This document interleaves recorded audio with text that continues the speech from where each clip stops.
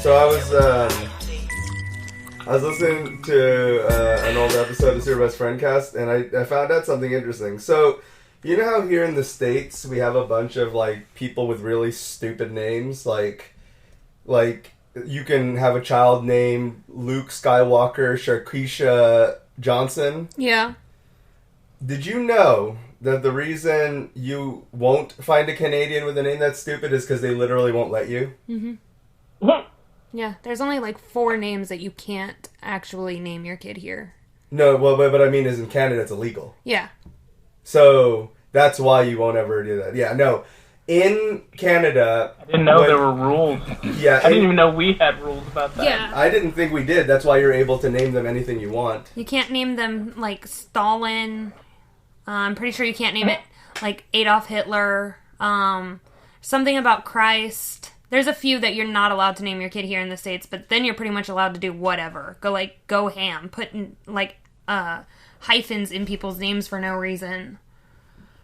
You can't name your child Jesus, but you can name them Jesus.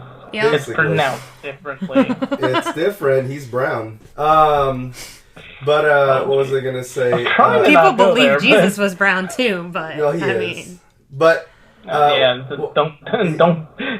tell them that. Yeah, I was gonna say, don't tell them the truth. Yeah.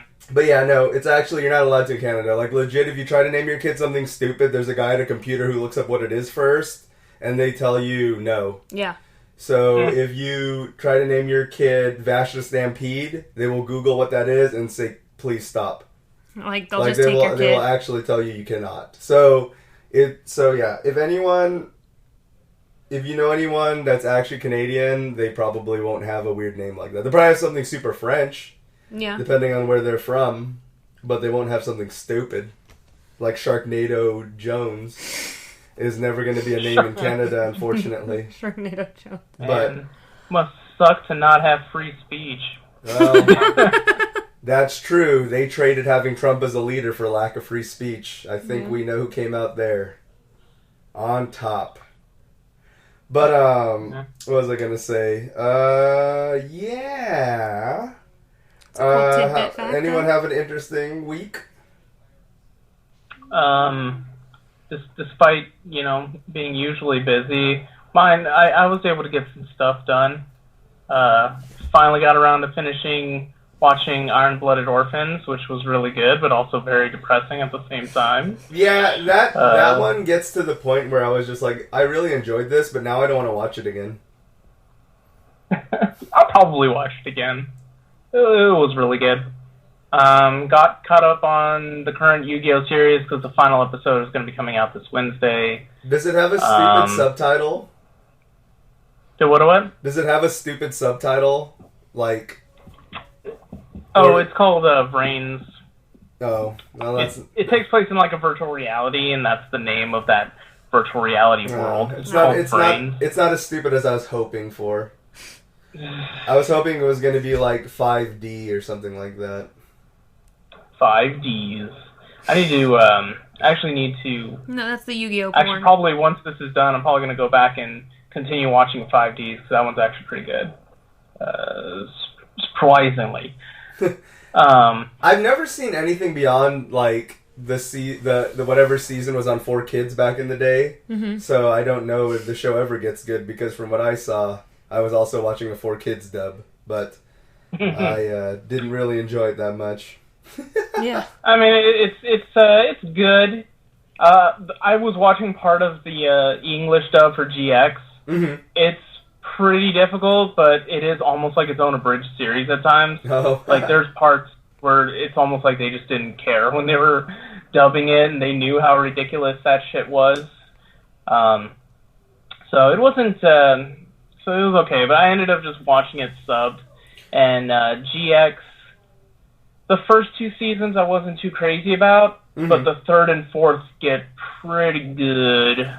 Were you the one who posted the meme about, like, how did Pokemon, it's like, how did you become the world champ or whatever like that? Because apparently in the cartoon, Ash finally won. Mm-hmm. And and then it goes, what did it cost? And then it just says the budget, because apparently the animation in the current season is so shitty and bad that, like, I don't know, that shit cracked me up, because Ash looks like a fucking, like, he looks like an MS Paint monster for some reason in fucking the new series. It looks really fucking I don't think that was me that did that. Okay. I've seen that one, but it's just weird because they really changed the animation style. I just remember the show progressively looking better for a while, like getting shinier and more HD. And then I saw that and I was like, why? They undid all the budget. I don't know, it's weird. But anyway, so Yu-Gi-Oh! What else you got? See, finally got Fire Emblem for the Switch. Oh, nice. So, how's that treating you? I like it. It's cool. I haven't gotten very far though. Okay. So there's that. What else? And finally finished working on my Gundam model. Believe I should have posted a picture on Instagram. Yeah, I believe you did. Was the one you were working on is RX? Was it RX or? Yeah, the RX-782 from the original series. Yup. Yeah, that's a cool one. one. Finish that. It's just the basic build. I don't have any top coat or primer. I don't even think I'm ready to even try doing primer and then like completely paint everything. But you can do like a top coat and then try to panel line. But I don't have that right now. But I am starting on a new one. That's how some people make those like insane looking ones. Mm-hmm. Yeah. But started working on another one. It's the Barbatos Lupus Rex from Iron Blooded Orphans. Oh, that's a cool one. I like that one a lot. That was probably one of the ones that caught my attention in a while, because for a while, a lot of Gundams always look cool, but a lot of the series weren't really catching my attention. Like, I wasn't crazy about the ones from Seed, and I don't know, there were a few I don't know, it's been a while, but I really like that one though. The Iron Blooded Orphan one was cool. Seed is a weird show. I don't hate it, but I can kind of get why people didn't like it. Yeah, for sure. Oh. Where else? Shit. Oh, and speaking of Gundam, actually earlier I watched it's like 40 or 49 minute video from NHK World, where it's a small mini documentary about the story of Gundam, like how the original series was made, and the story's pretty interesting. Like, Sunrise was a very tiny studio when they started out, and what was that? Gundam was 1970s? Well, 70. It was definitely during the 70s. 79 was when Gundam released. Okay. And they had a contract with Bandai to make 3 shows. You know how the usual thing is, make a show to sell some toys. So they had 2 shows in like 70. I want to say 75 and 78, I might be wrong. Mm-hmm. But with the third one, they really wanted to try to make something that was their own so that they could, keep the license and all that stuff, their own, like, proprietary thing. Right. So they made Gundam, but obviously it was very ambitious, because Gundam was very different than those kiddie robot shows. Yeah, for sure. So, yeah, it was rough. It was very rough for them. Not the best. But it's pretty neat. Yeah, but it's a cool watch, so definitely recommend checking that out. It's on YouTube, so you just look up NHK World Gundam and you'll find it. Oh, that's cool. Nice little watch. Yeah, I definitely want to check that out. I've always, loved the Gundam series, a lot, so it's cool to know that something like that's out there to kind of let you know the roots. For sure. But yeah, I think that wraps up for my week. Mallory? I worked a lot. I played Plants vs. Zombies this week. Wait, which one? The newest one that came out. Oh, okay. The Battle for Neighborville. Mm-hmm. I started playing that with now the there's family. more than one. Yeah, there's a whole bunch now. Yeah, there's a lot. I think there's 1 and 2 proper, and then there's Garden Warfare, and then there's... This one's more of a shooter quest game. So yeah, I think this is a sequel to Garden Warfare. This is fun. So me and my sister and my brother-in-law and our friend play it together after work when we have time. We started on making the pillars for our Halloween fence. So now we have 16 pillars that are 4x4s. And it's like 4 pieces of plywood. And so that was fun. Almost got shot with a nail gun today. So that was interesting. Geez. Yeah. My brother-in-law didn't mean to, but he like the air compressor decided it needed to turn on at like just because it needs to redo the air. And it startled him, and he accidentally like where my hand would have been if I hadn't moved it like 2 seconds before that, he would have shot a nail like through my finger. Ow. Yeah. So we decided that we needed to take better safety precautions. We did that today.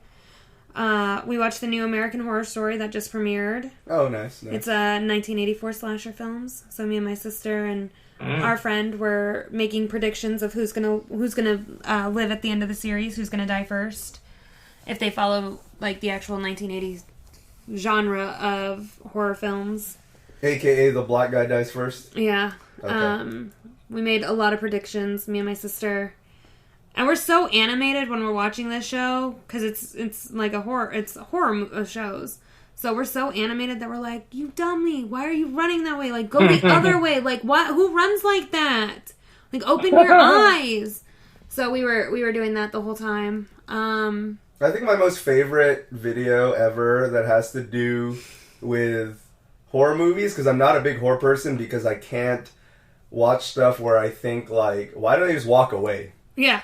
Because I know the movie wouldn't happen, but that's also why I'm like, I shouldn't be able to ask this question. And I think that RDC World 1 is one of the funniest people who ever did that, where they were just talking about why, how black people would never, like, the movie would just not happen because of, like, and there was just a bunch of different examples of them just doing stupid-ass shit. And I was just like, yeah, pretty much. Like, there was one where they were just like, the guy comes home with a Chucky doll, and then his roommate's just like, no. And then just points to the door, and he's just like, nah, get rid of it. Right? And that's it, and it just would have never happened because Chucky's gone. But yeah, no, that's actually what that reminds me of, because they just covered a lot of stuff. I just thought to myself, like, how is this, like, this movie shouldn't even be a thing, because just don't be stupid, and then the end. Like, don't go outside by yourself, let that, like, there's a scene where, like, a phone is ringing, and she's like, the phone's ringing. And the other girl is like, well, I don't give a fuck. Like, I'm going back to bed. And she's like, she starts to open the door. I'm like, why are you going to go outside? Why? It's raining? It's dark? Like, no. Whoever's calling on that payphone, like, just leave it alone. So we were being really animated during that part. Mm-hmm. Watched the new Godzilla movie with my nephew over the weekend. Nice. It was really good. Wait, are you talking about Shin Godzilla, or? It's the one King of Monsters? King of Monsters. Oh, okay. Because we're getting... I totally forgot that was a thing. I forgot. I like that movie, but I was so marking out over Shin Godzilla. It's still my favorite one in a really long time, is that one. Well, he just got into the Godzilla movies, so we've been... Ooh. Yeah, so it's like a really interesting time with him. Just don't show him the dumb one with the little kid. Gazuki? Godzilla's Revenge. Yeah, don't watch that one. Yeah, that one's... Fuck that. That one's not very good. But, I mean, the whole time, like, he was so, like, excited, so I couldn't say, like, oh, no, I don't want to watch Godzilla. So he was, like, super excited, and we all sat down while we were eating, and we watched it together. And he was like... Because my favorite character from that whole, like, series is Mothra. Just because she's a badass, as much as a moth can, but she has that god spray, and it just, like... Yeah, no, I feel you. She's just, like, a badass character to me. I just like the reinforcement. It's just like, this moth, what a fucking badass. But I know what you mean. Yeah. But so he got really excited when she came on screen with me, and then we were listening to the new soundtrack that goes with the movie, and it has a song... Good. Yeah, the end song... Mm-hmm. With Sergeant Talkin. I'm not sure that's how you say his name, but I think it's like Serge Tankian or something. Yeah, Serge Tankian. Yeah, Serge Tankian. And now that's on my playlist in my Spotify. Because that's now our pump song to do things. We did that. We built the pillars. I saw my mom. I'm trying to think what I did Friday. Oh, Friday I went to a I guess it's like a small club. I don't know. It's more like a bar with my friends and with my friend and my new friend that I met. We went there for a Lana Del Rey night, and we had we had fun. I had like 3 drinks. We kept staring at people because they were being freaking weirdos on the dance floor. Like this one guy was like being super creepy, and we kept pointing him out. Played Pokemon Go with the new, with some of the new Pokemon that came out, like Lillipup. While I was there. Ignore that there's a bunch of stupidity happening in the other room, so if you hear someone screaming like... Oh, right, we're recording, I shouldn't say that. Okay, anyways. But yeah, I'm not going to say what I was about to say there, but yeah, just ignore that in the background. Go on. So yeah, we did that. I rode on a 3-wheeler bike, which was fun. I've never been on the back of a motorcycle thing like that before. That was fun. Yeah, that was my week. How was your week? I don't know why, I was just thinking about, like, it was so detailed in annotation of, like, and then Monday at 3 p.m. we went to... I'm sorry. It was just... I'm just replaying it all in my head. I was just... Yeah, no, and it was just the way you listed it, I feel like that was exactly in order, and that shit is just funny. Well, that's in order backwards. In order backwards? Yeah. Oh, wow. Okay, yeah. So yeah, it was in order. Yeah, that's a thing. It's been my week. Like. Some of the stuff I'm going to say actually has also part to do with the docket, so I'm going to skip that stuff. Just more Deadly Premonition, more Astral Chain, more working, like not just work, but the amount of work I have to put into the fucking content creator game, just putting all that bullshit. So, but it's good though.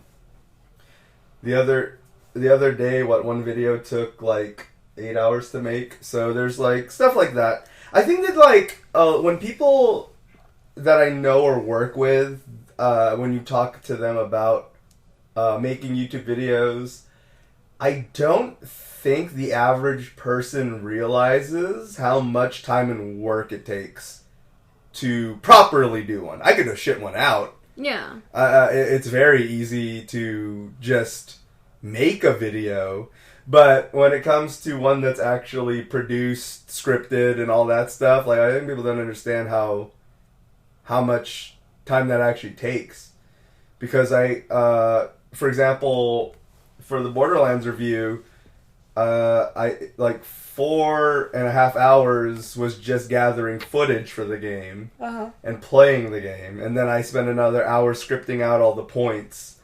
And then I did another hour editing it. And then, not to mention, when you render a video, how long it takes. At least in Vegas Pro, it takes a while. And also thinking about the ideas around the production of it in terms of jokes you're going to put in, or whichever, and everything. And I don't think... Yeah, it's just when you say that, I think the problem is that one of the most popular, if not the most popular type of YouTuber is just fucking vloggers. And even though that can take a lot of effort, I think people don't even realize how much effort those people put in to their videos. Yeah. Even though it's a bunch of, gross jump cuts sometimes, I'm just not a fan of jumping around too much. I think that even that takes a while, because now these people do stuff like record a whole like vacation and then have to fucking sift through that much footage. Like that shit's a lot. Like when John and I went to RTX, I didn't end up making a video for it because we ended up recording about 3 hours of B-roll, but I didn't end up using it because I was just like, fuck this. First of all, it was all shot in 4K, so the amount of time it would take to render all that is insane. That's another thing I don't understand. Like, I think that there's a reason that a lot of the people you watch will mostly be 720 or 1080 renders, and only huge channels like Linus Tech Tips or anyone like that actually does 4K. And I mean like real 4K, not just like shitting out some PS4 Pro 4K footage. I mean like 4K, like produced, shot, acted footage. You won't see your average like YouTuber do that because it's just too much nonsense. You need like you need terabytes and terabytes and whatever's higher than a terabyte of space. Like just I've seen like these like I watched Linus Tech Tips put together their video artists. They do record everything in 4K, and then now they're moving to 8K, and they archive a lot, pretty much, at least for a few years, the footage. They have a thing where each drive is like however many terabytes, whatever the maximum is now, and the bay holds like 30 drives of like however many terabytes. It's basically like whatever the next, like I said, whatever the next tier up is, it's like several of those worth of hard drives. So, yeah. Anyways, and then not to mention the actual, like I said, the recording and the editing process is what takes the longest. Yeah. But, I don't know, it's just one of those things where I think it's interesting how much work goes into this stuff, and I think that people, I don't feel the average person would be less critical, at least not people who are just toxic or annoying on purpose. Those people will always be like that. But I think that the average person will enjoy it a bit more and maybe not, like, be so... It's like when an old person asks you to do something like with technology that just makes no sense. Like, yeah, can't you just clear the bugs out of my phone? It's like, no, your phone's just old and shitty. Like, no amount of tinkering is going to make your 10-year-old phone faster. Yeah. Like, you know, it's like when people don't understand technology like that. And I don't know, I just feel like people... When you understand things, you tend to appreciate it more. Yeah. It's like when I always, you know, liked all these YouTubers, but when I've been doing this on my side, it's like, oh god, like I see where you guys come from. Yeah. So, yeah, that's pretty much that. Just a lot of like working this week in terms of like that kind of work on top of actual fucking 9 to 5 40-hour grind. Also played more Deadly Premonition and Astral Chain, which is always a miracle that aside a 70, 80 hour work week, cramming any type of gaming is just one of the hardest things to do. I talked about that last time already, about how, especially when that's what you do for a thing, it makes it even harder to play these games. But I still got some time in on those, especially Deadly Premonition. I'm making a lot of good time on that, and then Astral Chain just as I go, because Astral Chain's really good, and the segment, it's nice because the different files are a better work than segments, so when you do the action one or you do the investigation one, it's better off section that way. So there's that. Before we get into it, we have our sponsors for the podcast. We have, of course, Radio Public, which is a podcast app on iOS and Android. You can listen to your favorite podcasters like this one, because you're listening to it right now. And except they can actually make the monies off of it with enough listens. So make sure to check them out. Again, it's an app, Radio Public, on iOS and Android, and you can check out most popular podcasts and also Z-list tier ones like this one. Of course, another sponsor of the podcast, which has been promoting us very kindly, is K-Pop Nights at Thirsty Camel. This month's is going to be on September 28th with a $7 entry fee for minors, and 21 up is free. So make sure to go there. Of course, they are limiting the minors to no less than 18, because every time that we allow... I say we only because I've been a part of that like panel committee for so long, it's almost like I am. The reason we don't allow it is a lot of people under 18 are really stupid. Like, people 18 are kind of stupid, but people under 18 there goes the entire demographic. I think our average listener base is like 18, so there goes all of them. But but realistically though, no, any event I've been to where they allow anyone under 18 in there, it's just a shit show. Like, we had there was this K-pop night that happens in Austin. It's one of the premier ones in the state. And they came to San Antonio a couple times because they wanted to run the one in Austin and then host a chapter here in San Antonio. But they ended up not, because they did an all-ages event, and there was just all sorts of, like property destruction, all this stuff that was caused. And it's just like, that shit literally never happens to the 18 plus, and especially not at the 21 plus versions. So you kind of put 2 and 2 together and realize the time we let 16-year-olds and stuff in here, they kind of fucked everything up. So it's one of those things where they now limit that. Yeah. But I see it as fair enough, because again, the couple of times they tried to go below 18, it Yeah, it not just didn't good work. times. Not to mention, I just feel that can cause all sorts of other troubles we're not going to talk about. So Yeah. there's that. But remember, check out K-Pop Night because there's the Camel, September 28th. Starts at 9 p.m., goes on until the 2 a.m.s. My homie DJ Benhito does several events around town. Very good DJ, and he'll be there. Make sure to tip him, because I think a lot of people don't understand that the DJ is the thing that's making this shit hot. You may think you are, but you're just a drunk guy. The DJ is the one that's keeping it going. It's good stuff. He's a good guy, great guy. You got your requests, you throw them to him, as long as you're not like that one cringe lord I saw one time that would just come up to him every 30 seconds and request another song, request another song, request another song. Oh, no, like, don't be that It's just person. like, he'll hook you up. Just try not to overdo asking, like, Don't overwhelm there's other him. people there. There's, Yeah. like, literally, like, 100-something people there on average. So, Be like, respectful. Don't be that guy. That annoys him.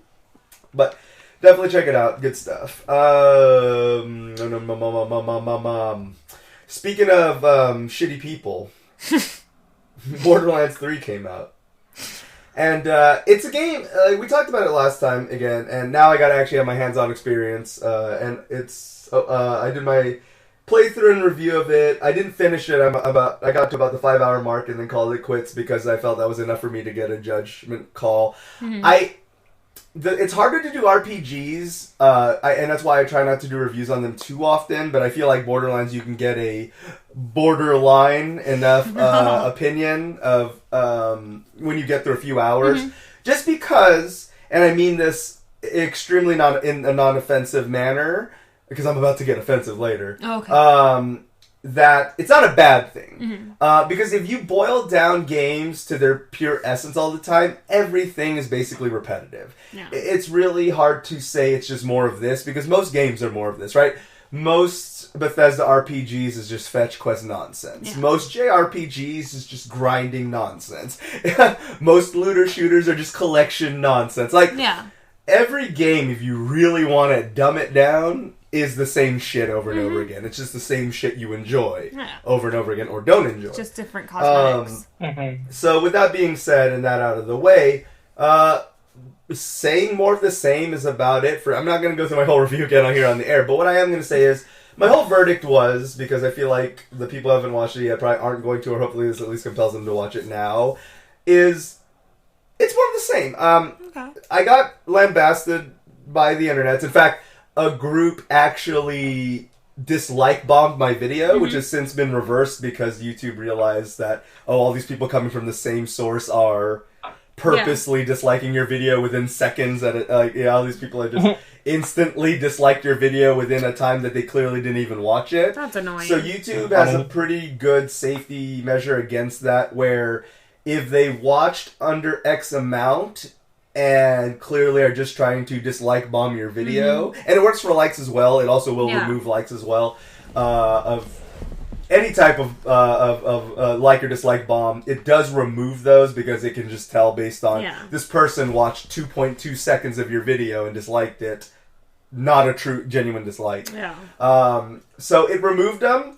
But it was at the point where I did get ratioed hard at the beginning. And the problem with getting your video ratioed on YouTube, aside looking bad, because when someone does click on the video and they see that you're way more dislikes than likes, or an exorbitant amount of dislikes versus your likes, the average person will turn off the video right away. Not to mention, again, 15 seconds, that's the threshold that they always advise that you catch someone's attention, because that actually is, for uninteresting videos, usually the cutoff thing.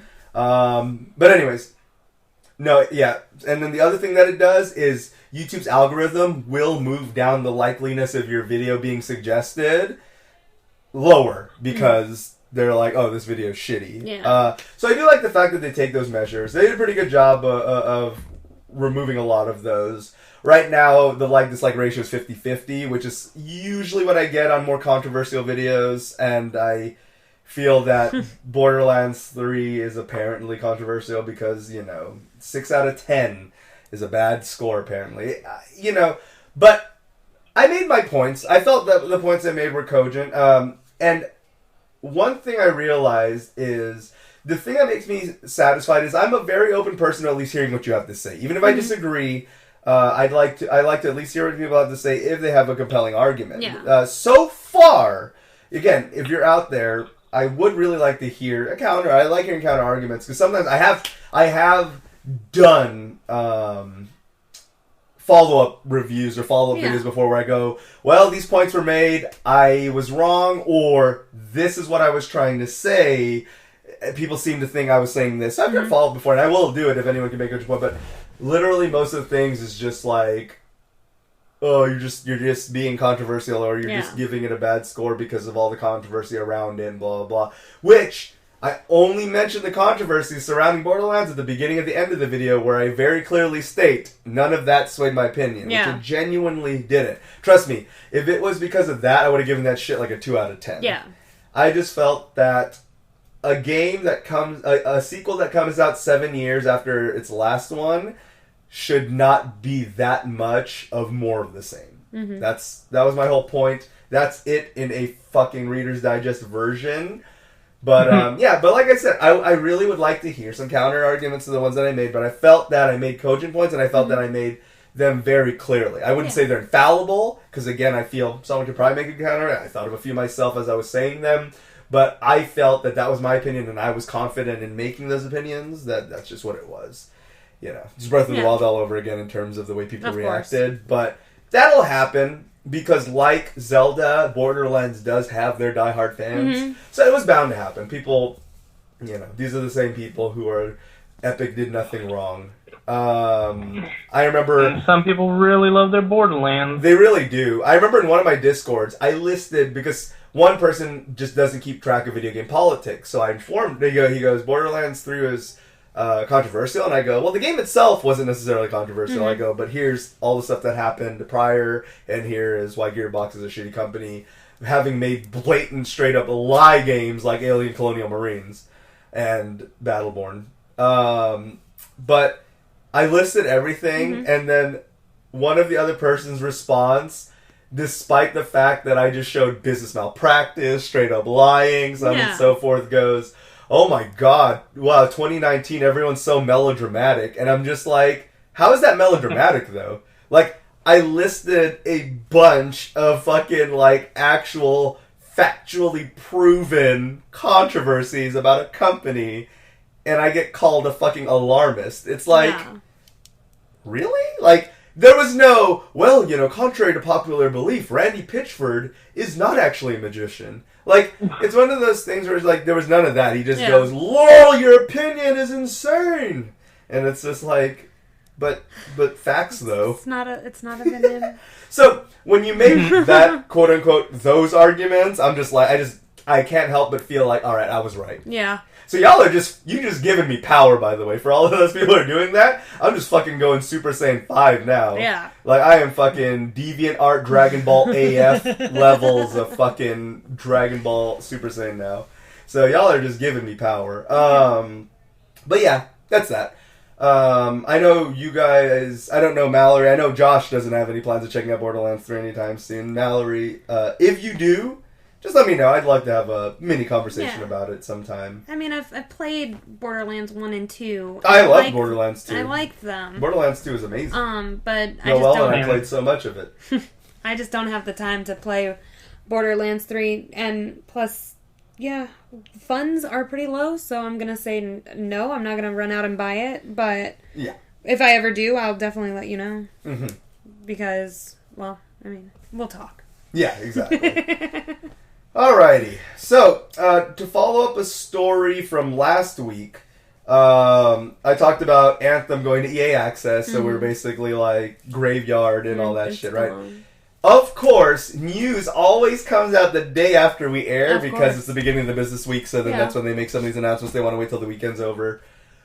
So that part's true. That was a fact. I mean, it's not like I reported that as a speculation. It is going to EA Access, but what was confirmed the day after we talked about it is that they are, I mentioned like this is probably going to be the cancellation of the roadmap and all that stuff, and they did confirm they are canceling the roadmap. Okay. So, despite a few months ago, literally BioWare and EA going, guys, do not worry, we are just delaying the roadmap, it is 100% happening. We're indefinitely delaying it, but it is like, guys, hold on. You know, your Anthem, your dollars you threw at Anthem are not going to waste. Just give us a little bit. There is no more little bit.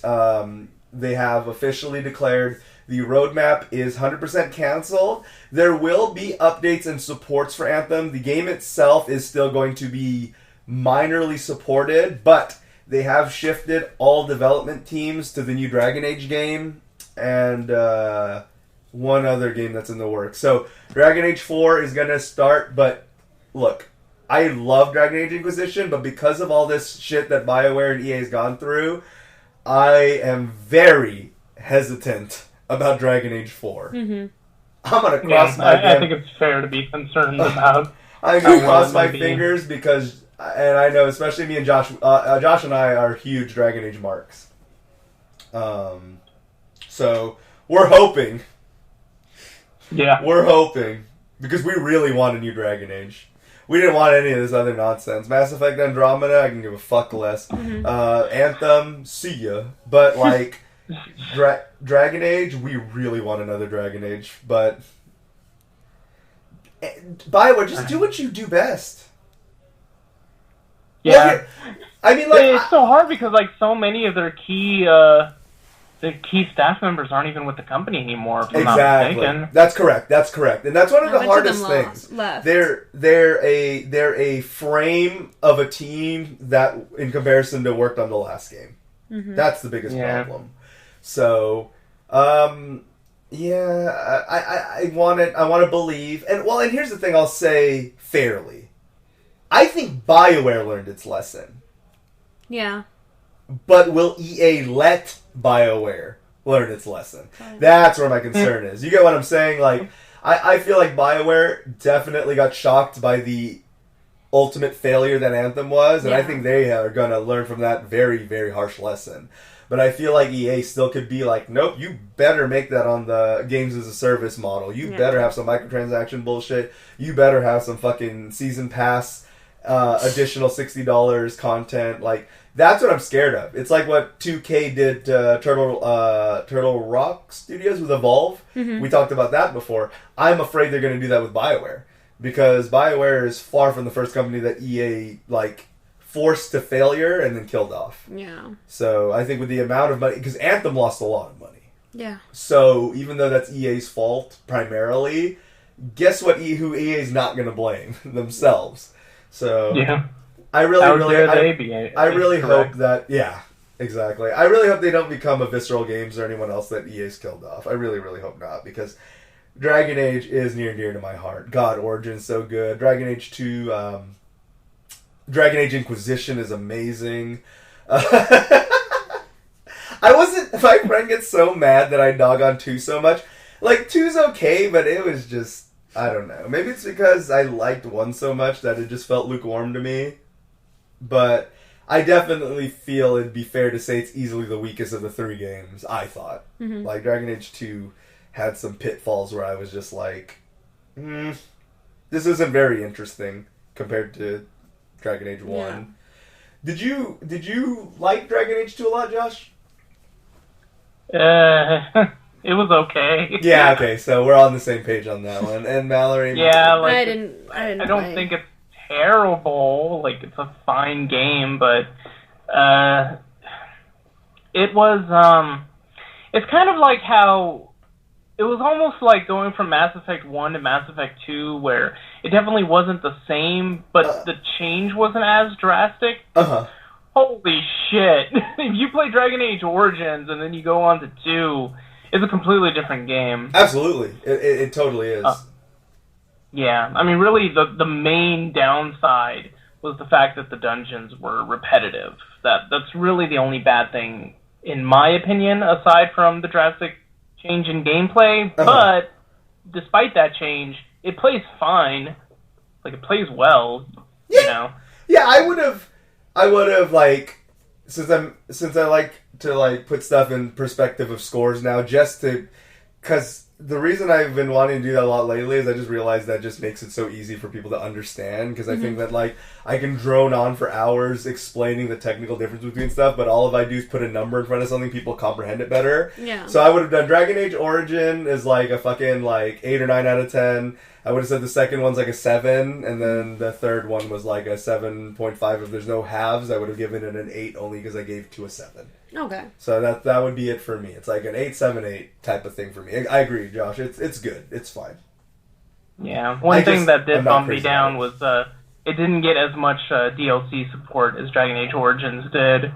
And I wonder if Dragon Age Origins, there was so much DLC for that game. There was, and I wonder if it was due to reception or if it was due to, like, their resources being pulled elsewhere.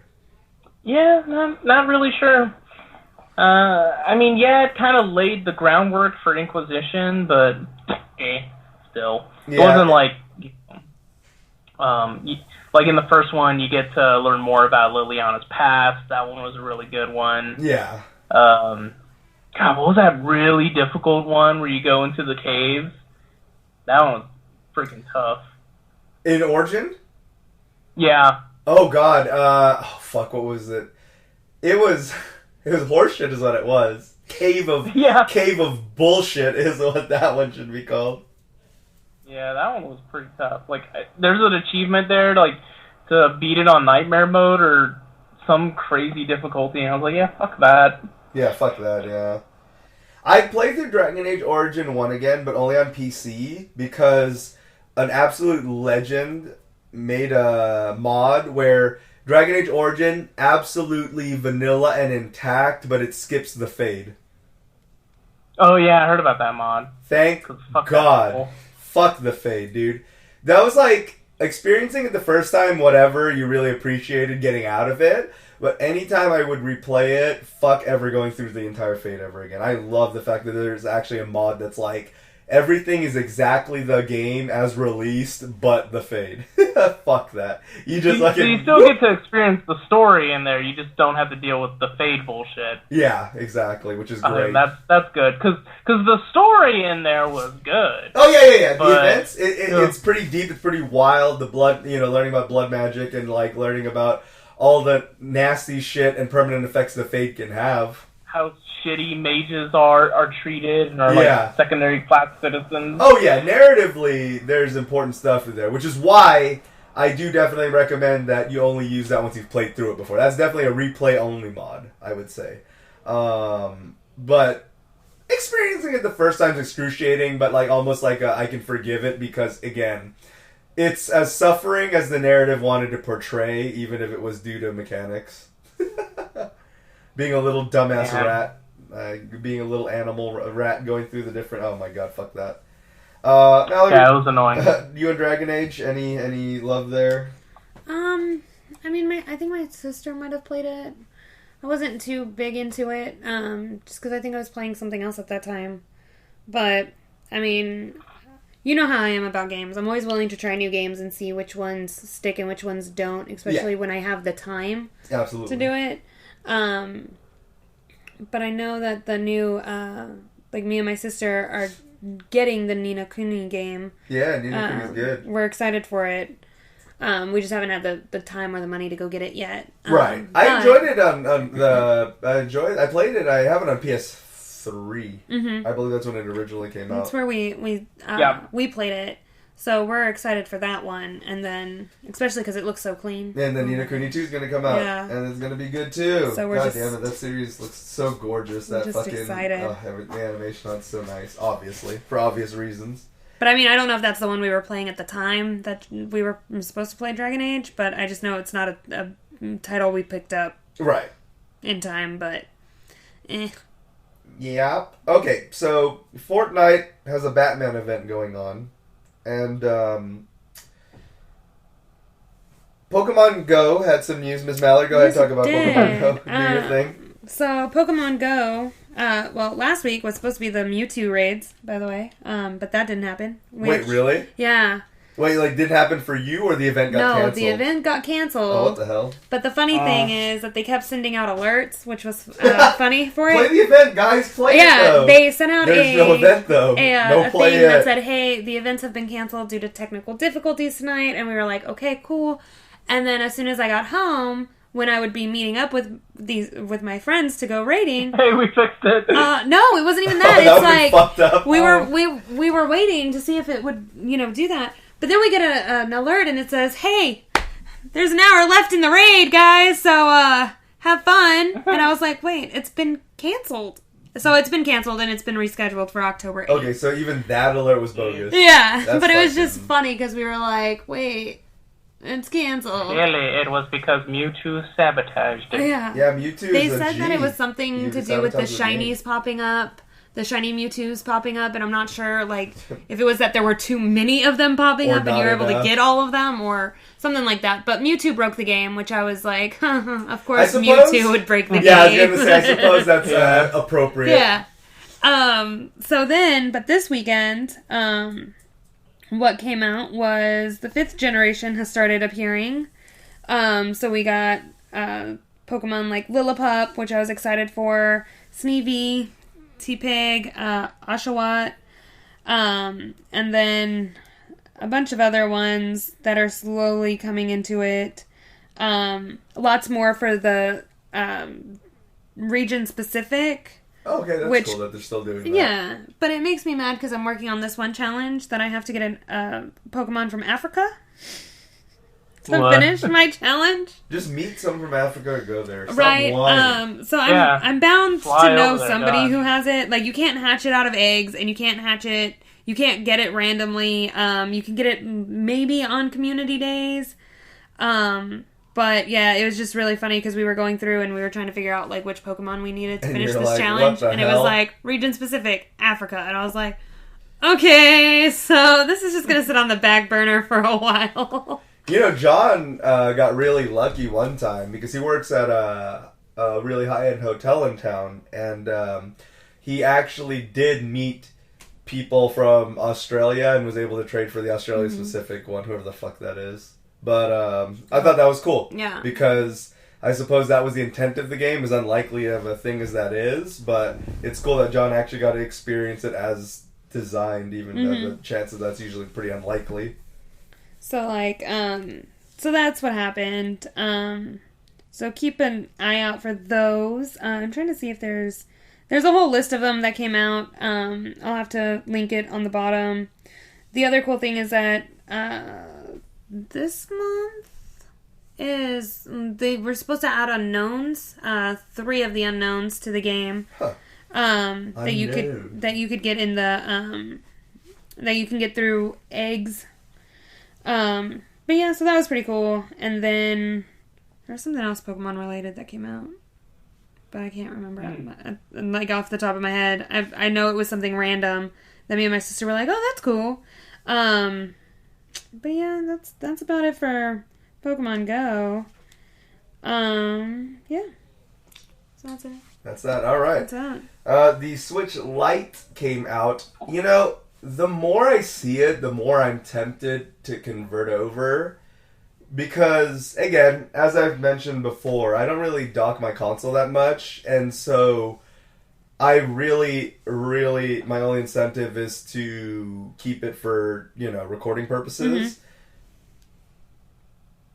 But once they finally... Because right now, none of the... Because they do have third-party adapters for capturing on the OG Switch. But, of course, Nintendo got a Nintendo, and they have it where those adapters do not work for the Switch Lite. They pretty much have... It seems that the company who that has like one of the most busted online services and can't fix that, somehow was able to make it so you cannot shoot data out from the console onto a TV, like at the moment, no matter how hard people try. So, until they have a workaround to that, where I don't even care about having a dock, I just want to be able to hook it up to the Hopodge recorder. So until they fix that, I cannot, because if a game comes out and I need to record it, I don't have much of a choice. But I really do want to convert over. They look really nice. The screen would be about 3/4 of an inch smaller, but that's fine. Again, more pixel density, it'll just look sharper. And then, other than that, I also like the idea of having an actual D-pad instead of that monstrosity of buttons on the left. But I'm really tempted, but I'm not going to yet. The only thing that would make me jump the gun and do it and just say fuck recording would be if they make like a really, really high-pass one. Like a themed one. Like I had the Ocarina of Time Wii U. That's the one I ended up going and getting. So unless they do something like that where I'm like really interested, like if they do a Beta 3 one, I'll probably just say fuck this Switch and sell it and then get that one. So, or when my tax refund comes in, I might just buy it and say, here's my home one for fucking content creation, and here's my to-go Switch, which is thought I've had. I just wish that the cloud saving and data transfer was a lot more seamless and not so convoluted, because if it was, I would have already done that for sure by now. Yeah. But now I'm just kind of like, oh, right, Splatoon 2, or, well, let me think of a game I actually play. Oh, the Pokemon games. Yeah, I gotta go back to the one I was playing it on first. Well, fuck. Yeah, it's a bit annoying. I really hate that. So, yeah, I don't know. I wish they'd just get their shit together, that kind of stuff, because if they could, I can definitely say me and at least 4 other people would have already double dipped by now on both Switches. But the only thing keeping us away from that is the fact that the data transfer is not so seamless. Yeah. God, I hope they fix that. Come on, Microsoft. You're helping them with the netcode. Help them with that, and oh my god, I will love you forever. So, but the Switch lights look pretty cool. You can get it in, what is it, like teal? I don't know the official colors, but it's basically teal, yellow, and gray. Yeah. I get the gray one. I mean, that's just... It's fine. The yellow one is like a Pikachu, and then the teal one looks nice, but I think gray's just a nice neutral color. Yeah. I'd get teal still. Hell yeah. It looks nice. Yeah. I saw the teal one in person. It looks really, really nice. What about you, Josh? I know you just got your Switch, and there'd be no point in you converting at the moment. Like, I just got mine. But what I was going to say is, do you feel, say you had it for a while and you were at the option of this crossroads of should I convert or not, how much is the idea of being able to dock for either the docking reasons or recording, would that have affected your decision at the moment? Or would you just be like, oh, convenience sake, I'll just fuck it. Like, I don't really record or dock it enough to care. Yeah, I mean, I do plan to record, so that's a big thing. I've just been so busy with shit going on here, and I don't have everything organized. That's why I just haven't been streaming or doing any of that shit lately. Which is understandable, understandable. But yeah, that's definitely something that is a concern for me, and I know it at least passes through the Elgato. I know that much. It will do that. So, it should. No, it will. It will. You're talking about the original dock? Yeah. Yeah, it will. It will. It doesn't even have the crippling HDCP that you have to turn off on PS4, which would mean that Switch and Xbox One just record right out the bat, and then PS4 you have to go to the menus and fuck with that nonsense. Yeah, it's real annoying. That's so stupid. PS4. That is such a stupid thing. What year is it, man? HDCP? You guys think you have fucking region-locked games and you have HDCP? Who gives a fuck about any of that? Jesus. Yeah. And there's no way it's a certification thing, because Xbox and Switch... Well, let's leave Switch out of it. Xbox has the same streaming apps that PlayStation has, so there's no way it's a certification thing. That's just a Sony thing. Like Xbox just does it real time. Yeah. Like if you have it connected to a capture card or whatever, and you decide to try and open up Netflix or Crunchyroll or Blu-ray player, it'll just kill the signal pretty much. Yeah. Exactly. It's just frustrating. Just because is it really that big of a deal? No, you just flick a switch on, and then if you don't even watch YouTube and shit, like I don't watch that on my PS4. It's like no big deal, but the fact that it's even a thing is what pisses me off. It's the principle of the thing is what bothers me about it. It's like why even have that? Stop it. Patch that shit the fuck out. Like get that out of my face. I really wish they would. Yeah. Some games that dropped this week that I really liked. There was a game called Sayonara Wild Hearts. It's Josh. I think you. Did I just disconnect Josh? No, okay, no. I'm here. I'm still here. There's a really cool game I think you would like that you might want to look into on Switch called, not that you have time to play, but whenever you do, called Sayonara Wild Hearts. It's a really music-focused, which is where I think you'll really enjoy it. It's got interesting aesthetics. It's more of a story you play, so there's not any real type of... You move around and you do stuff, and there's, like, jumping and whatnot, but, like, it's more of a story experience than a true video game. But it's got fantastic music and some interesting psychedelic visuals, so it's something that, like, I think you should definitely look into. I don't know, I saw it and I was just like, I think Josh would enjoy this, but yeah, it's called Sayonara Wild Hearts. I don't even know if it's actually Japanese or if it's just wanted to use the word sayonara in it, but like it's pretty cool though. It's a really interesting one. I didn't play much of it, but I bought it to support the developer because it looked really interesting. A game I did spend some time with that I look forward to, that I'm glad is getting some like viral indie attention, is a game called Untitled Goose Game. I talked about it for a bit on my channel, but it's finally out now. Oddly enough, it hits Switch before Steam. Usually that kind of weird indie shit comes out on Steam and then years later hits console. But it dropped on Switch first with still no date for the Steam release. But it's basically, you play as gooses are assholes, right? And you play as Geese Howard. No, you play as a little lone goosey boy. And I think it's a boy. Uh-oh, what have I done? You play as a little goose, and you go around and you harass humans to solve puzzles. So you'll be like, it's a puzzle game, but basically you'll go around and you'll say your little goose is loose, and you're trying to get a radio. So you'll go and say it's a gardener listening to the radio.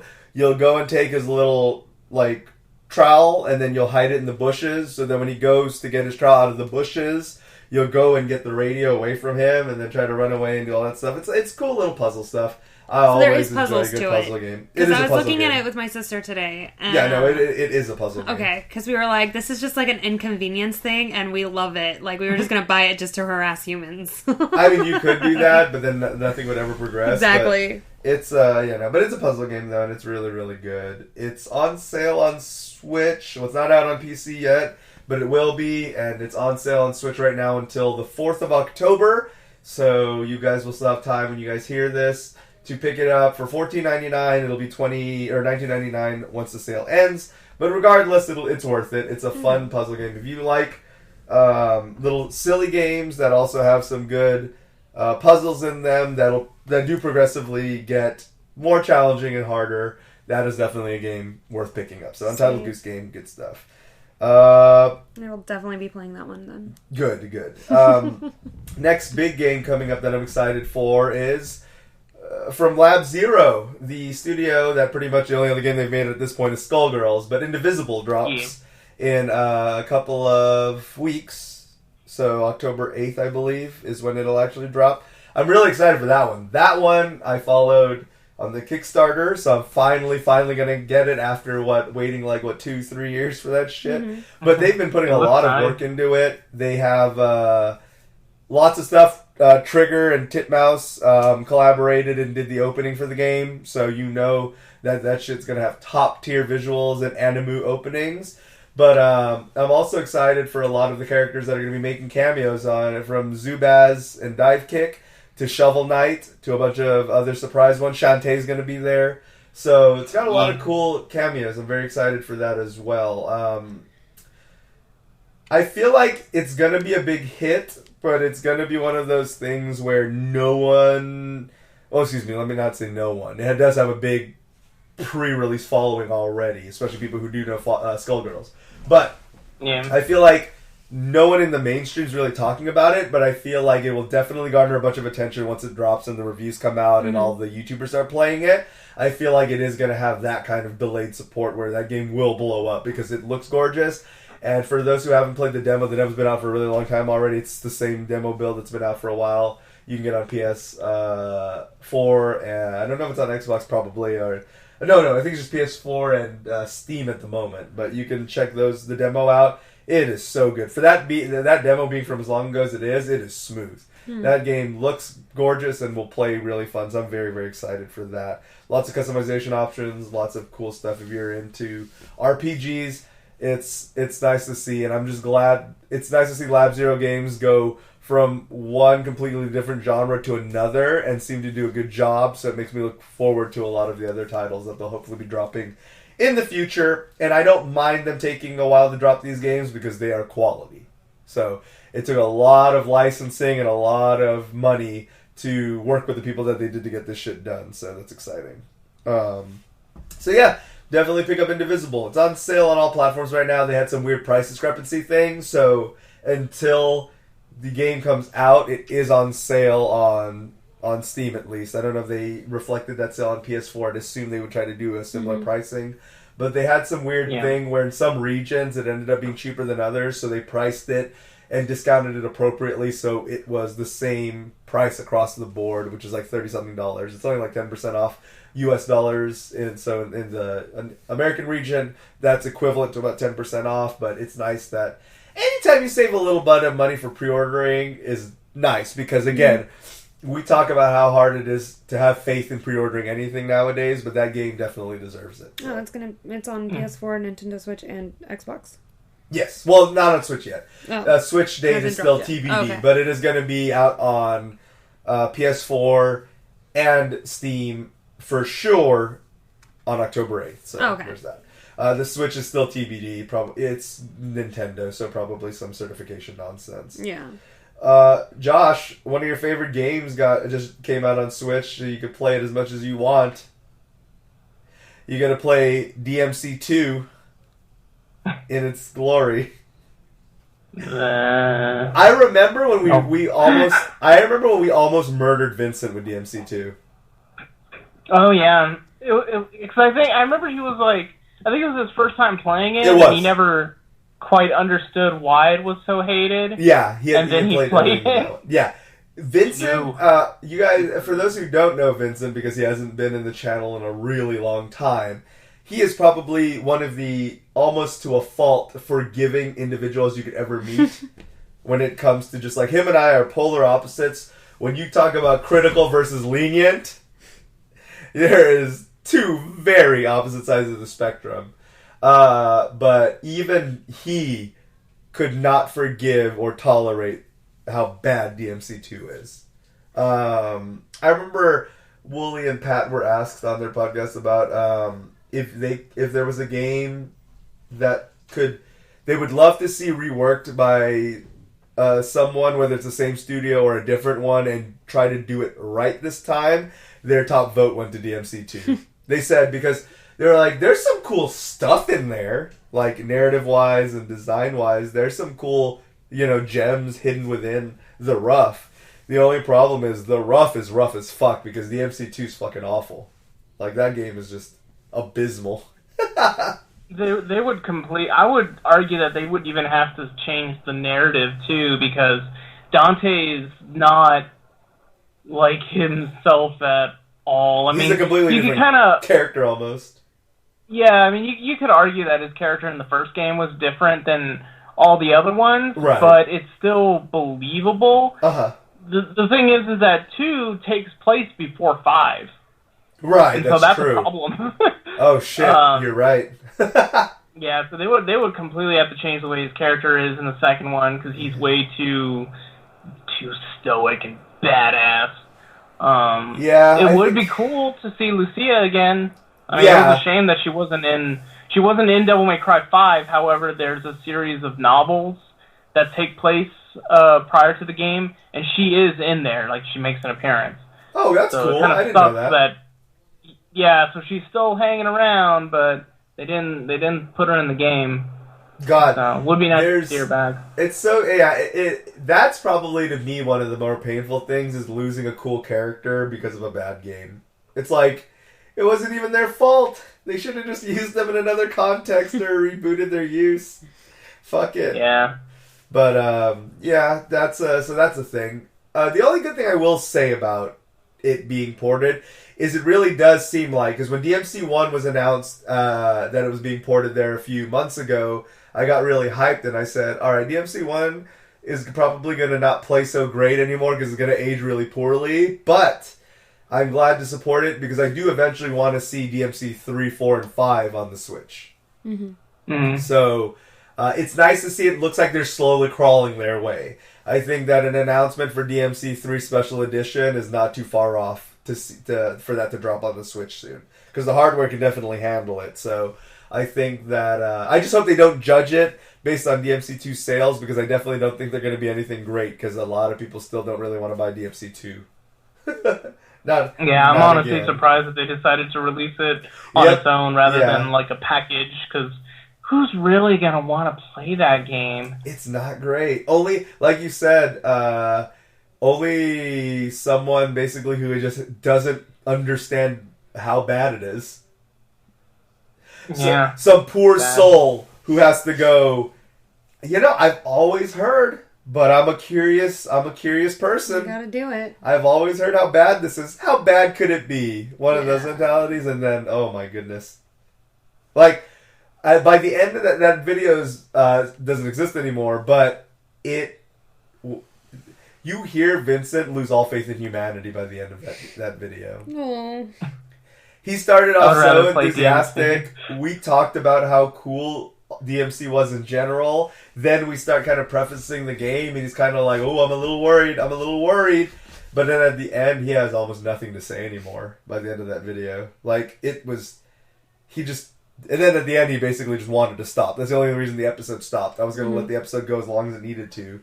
It didn't go very long before he was just like, I just can't anymore. And it's just, I don't blame anyone for that. So it was, that seems like a bit of a forced port. But like I said, the only thing I can think of is that it's because they are eventually releasing all of the DMC. So it just seems like they are just going through it one at a time. And that just happened to be in the numerical system. So they were just like, well, what's after 1? That's right, 3 Special Edition. Which is how they should have done it, but someone would have been like, but what about 2? So fuck it, now they get 2. That was probably the only announcement in the last Nintendo Direct, the one that was like crafted for me, where I was just like, ooh, not that though. Please. I was like, this Nintendo Direct screams me, but not that part. Let me edit that part out. But yeah, speaking of forced, Rockstar forcing a launcher. That's right, PC gamers. You have to get another launcher if you want to continue enjoying Rockstar's brilliant games. Dude, Rockstar, I don't know what's going on with them. It almost feels like they're screaming, come at me, bro, with every decision they've made so far. Like, they added a full-blown, like, amidst the controversy of loot boxes being gambling, getting outlawed in all these countries, they added a full-blown casino that uses real money. Oh, geez. What? Wow, I didn't know that. To do virtual shit, yeah. I've been like out of the loop with Red Dead Redemption 2, but that's very on the nose, kind of like that 2K20 trailer. Yeah, basically. Commercial. Yeah. God. And not too much prior to that either. It seems like the same heads were behind that. Yeah, no, it's bad. No, they just straight up added a casino in the game where you can buy real money, real virtual currency using real money to win virtual prizes. At a chance.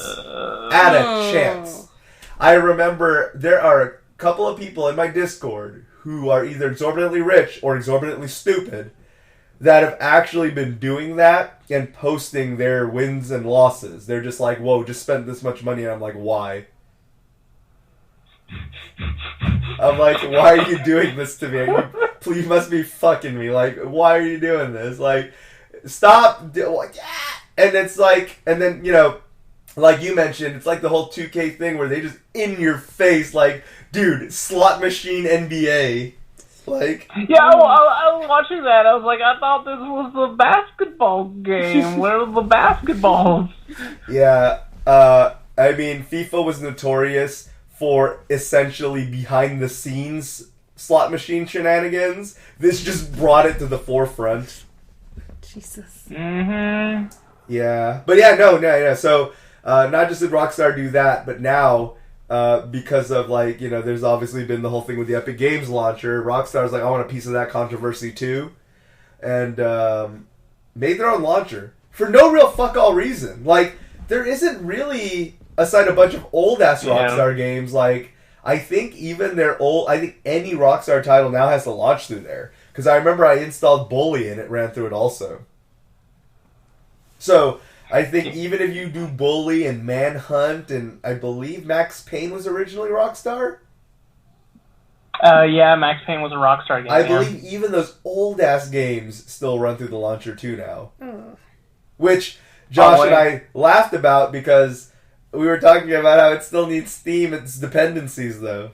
Yeah, it runs the Steam copy of the game, yeah. But it runs a fucking launcher check through Rockstar. Oh my god. Yeah, it's real dumb. I mean, It's almost like... It sounds like the opposite of how, like, Uplay is. Yeah, it basically is. Like, you know, you boost the game through Steam, but then you have to open up Uplay to actually play the game. This one, it's like, oh, you launch it through Steam, through the Rockstar launcher, and we need the Steam copy, though. So it's so dumb. To pinpoint how stupid it is, here's essentially how the circuit works. If you run it, so you own the game. God forbid you bought the game through the Rockstar launcher. Oh my god, some people are going to be doing that. I just realized how cringy that'll be. But essentially, you install the game through Steam per normal. You run it through Steam, which shoots to the Rockstar launcher and says, yep, you got that, and then runs the game through Steam. That's essentially what's going in a matter of seconds, but that's what your PC is essentially doing, is checking in with the Rockstar launcher just to U-turn back to Steam and run it there anyways. Because the directory is still going to be installed through the Steam directory and everything, so... The kind of nonsense that console players don't have to worry about. It's so dumb. Well, it's just really dumb. I mean, what sucks the most is that this is becoming a problem for PC gaming. Like, you really didn't have to mess with this. It used to just be the trinity of like one and then two nonsense, right? It used to just be Steam, Uplay, and Origin. Mm-hmm. That's it. Steam, Uplay, and Origin. And then just get it from, GOG. Exactly. That's what I was going to say. Worry about that shit. Exactly. That's what I was going to say, is that, like, and that was if you were going to go DRM. And then I was going to say DRM free, you could go with, Guerrilla Games, which also have their own launcher now, which is optional still. Thankfully, it's an optional launcher. But it's nice. Good Old Games Galaxy, it's a pretty looking launcher. It's at least, I think it's only required if you want to play Gwent, I think. Yeah, it's only required if you want to... Yeah, they already said they're only going to require it for their first-party games, but I mean... That's fair, I'd say. Like, now people are going to go, but Rockstar... I was like, no, but it gives you an option. That's why it's okay for them to do that. Mm-hmm. Because the rest of the games you can just get the installer for and do it DRM free still. So, no, it's not the same thing as a Rockstar launcher. Fuck the Rockstar launcher. Man. It's so I forgot to mention BNet, but to be fair, BNet is only for Blizzard games. Yeah, unless you get like the classics, like I think, like if you buy like StarCraft Classic, I think you can just run the icon from your desktop. I don't think you launch it through BNet. No, there might be a silent check if anything, but it won't launch BNet. But what I was gonna say was like, and at least those games aren't available on Steam, so you don't really have much of a choice. Yeah. Mm-hmm. Mm-hmm. It's not like Rockstar Uplay Rockstar Uplay or Origin, where those games are on Steam and require your secondary launcher. It's so stupid. It's getting out of control. That's the thing. Is again, it's a problem that's existed for a while, but now it's multiplying because of how many games I play for fucking content creator purposes. I do have everything, including the the Epic Games launcher, all on my computer now, and I have so many fucking launchers for no fucking reason. Yeah, it's like at this rate, you're gonna need a launcher for every single freaking publisher out there. It's sad, and actually, other publishers talked about, because of Rockstar doing it, there's actually other publishers who are now considering it, and they're just like, whoa. we can just split it and kind of force people to... No, stop. No. Please stop. What Rockstar's doing is not an admirable thing. Stop it. They really are just trolling at this point. Like I said, with the whole casino thing and then now this launcher thing, it's like Rockstar's just like, fuck y'all. This is what you guys get for calling us out for grinding our people into infinity to get Red Dead Redemption 2. You guys want to criticize us for that? Well, here's more ammo. It's like, that's basically what they're fucking doing. They're like fucking Elizabeth and fucking Bioshock Infinite. Come on, here's more controversy. Catch it! And then Rockstar's like, thanks! And then fucking loading that bitch up. But I'm just like, why? But yeah, that one was really bad. But let's talk about something not bad. We got demo out now, which you can check out if you got a Switch, for the port of Ori and the Blind Forest. Ori and the Blind Forest came out a few years ago. Gorgeous game. Fun. Awesome game. Very beautiful graphics. Cool little narrative going on. Likable characters. I really did enjoy the protagonists in that, and looks pretty still. Looks very pretty still. So you can check out the demo. It retains all the beauty of its Xbox counterpart and then some. That is one thing I will definitely give Xbox credit for. Jim just put out his video recently outlining how all the fuckery of this current gen is kind of Xbox's fault, and he made his cogent points. I'm going to bite my tongue on that. But one thing I will give Xbox credit for that I think even he would have to admit is true is that Xbox, whether it be for kudo points or genuinity, there's a lot of programs they run that give indie studios a big time boost. They have the ID for Xbox program. They have the Game Pass, which pushes a lot of indie titles, including getting games like Outer Wilds a lot of exposure. So Xbox does do a lot for indie devs, and I do respect them for that much, because they are also the ones who did initially publish Ori and the Blind Forest. So, it's some cool stuff there.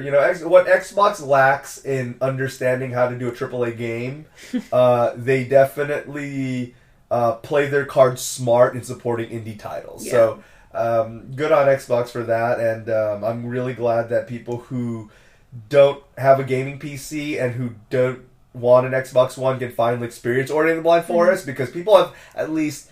most gamers have at least heard of the title, and I'm very, very excited for people to finally get their hands on it. So you guys should definitely check out that demo, and if you do like it, pre-order the game. I forgot what the MSRP is right now. Probably $30 is what I'm going to assume they probably have it at. $20-$30. So well worth it. Ori and the Blind Forest, good stuff. DLC is going to be included in that. I believe it's the full package. It's a definitive package. So check it out. That'll be nice. Good stuff. Kojima did something that I'm not a big fan of. We just talked about last time on Death Stranding, and obviously y'all two were kind of like, I mean, it's a game, it's going to come out, and I'm like, but Kojima, though, he did something that I wasn't a fan of, though, where he basically kind of was like, oh, this game that's going to have hours of cutscenes and like this big story, it's going to need sequels to wrap up. And I really don't like when anyone preloads sequels before a thing even comes out because it's presumptuous. I think the game will do great. I think it's going to pull gangbuster numbers, and it's Kojima. The hype alone will sell the game, even if it ends up being a weird mess of mediocrity, which I don't think it will. I think it'll be fine. It'll probably rate even good. But I just don't like it when anyone does that. To be so presumptuous to be like, yeah, it is going to need at least, 1, 2, maybe 3 more games to wrap up its narrative. I'm just like, don't plan like that. Because now you're just making a story that's going to be, maybe you thought about this shit in your head for 10 years now, and but it's not a movie or a book. Yeah. And I don't even like it when, I feel like books are the only medium I can get on board with that, like, being the case. Because even movies, I hate that shit. When James Cameron announced there's going to for sure be an Avatar 2, 3, 4, 5, and 6, and they're all in, or 5, at least 5. I know he did say 2, 3, 4, and 5 for sure. I forgot. I may have made up the 6 as a joke. But he already did say that they've all started production, and there is for sure going to be that many.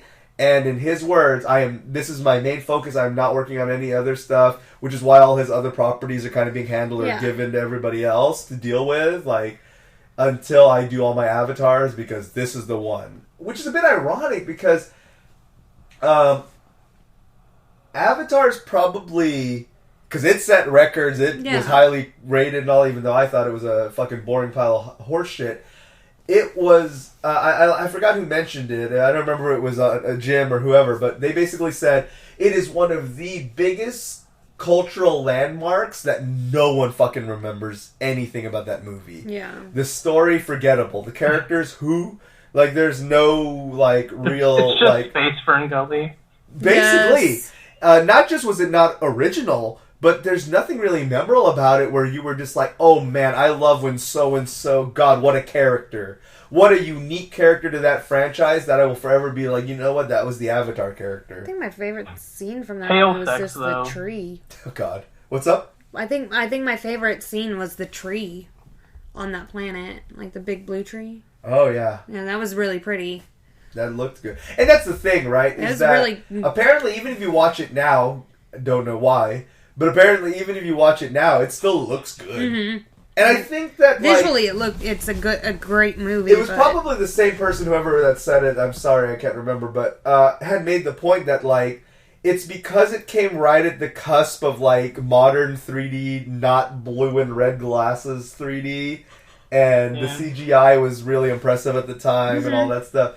That's more so. It was the technological marvel portions of it that made it succeed more so than it being a good movie itself. Yeah. Essentially, if that movie came out now, it would have been like, unless you're just a big James Cameron guy, it'd been like, cool. It looks fine. I think I remember a clip of Pat and Woolley actually talking about that, and I think Pat said he watched it like so many times, like in theaters, and he just all like, yeah, I did that. Yeah, and that's essentially the experience I think a lot of people got from it. Like, it is far from I saw it twice, actually, if I'm not mistaken. Yeah, I saw it once, and I was just like, that is weird virtual furry sex that is a thing now.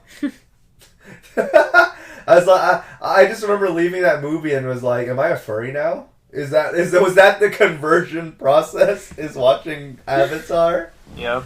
But that's it. Yeah, that's how Sonic Fox was born. He watched Avatar. I think he was born during. It was conceived during Avatar. I believe was the story of how that goes. In the back theater seat, Sonic Fox was conceived during Avatar. You know, I don't know his age, but he's probably young enough that that's a possibility. He's pretty young, right? Isn't he? Yeah, I think he's like 19 or 20 right now. God, what a killer. That guy is a fucking beast. That guy. Cool guy, Sonic Fox. Yeah, but I gotta say, gotta respect the guy for sticking to his guns. He is as genuine as it gets, pretty much. He's a cool guy. Okay. Oh, okay. He's like 21. He was born in 98. God, isn't that crazy to say born in 98 and then say the age 21 with that? That's weird. My brother's, he'll be 21. That's a thing. That's the thing now. I feel old. Let's move on. Terminator, speaking of old, Terminator Resistance. I mean, that was a trailer, I guess. This is so weird. Okay, look, I like Terminator. And I was a big fan of Terminator before they just started oversaturating the series with a bunch of unnecessary bullshit, whether it be films or tie-ins. But this one is a really weird one because it just has all sorts of weird video game, irrelevant video game tie-ins, irrelevant, like, food promotions. And, like, now a game that no one's going to give two fucks about when it comes out, like, they're acting like this is like, oh, we got to strike while the iron's hot. The iron's been hot for, like, the last 25 years. Like, the iron has been hot in ages. The iron was hot with Terminator 2. That was about it. Yeah, that's basically the last time the iron was hot. That's literally Terminator at its prime. Yeah, it is. Like, the first two films are so amazing. Watch the first two films.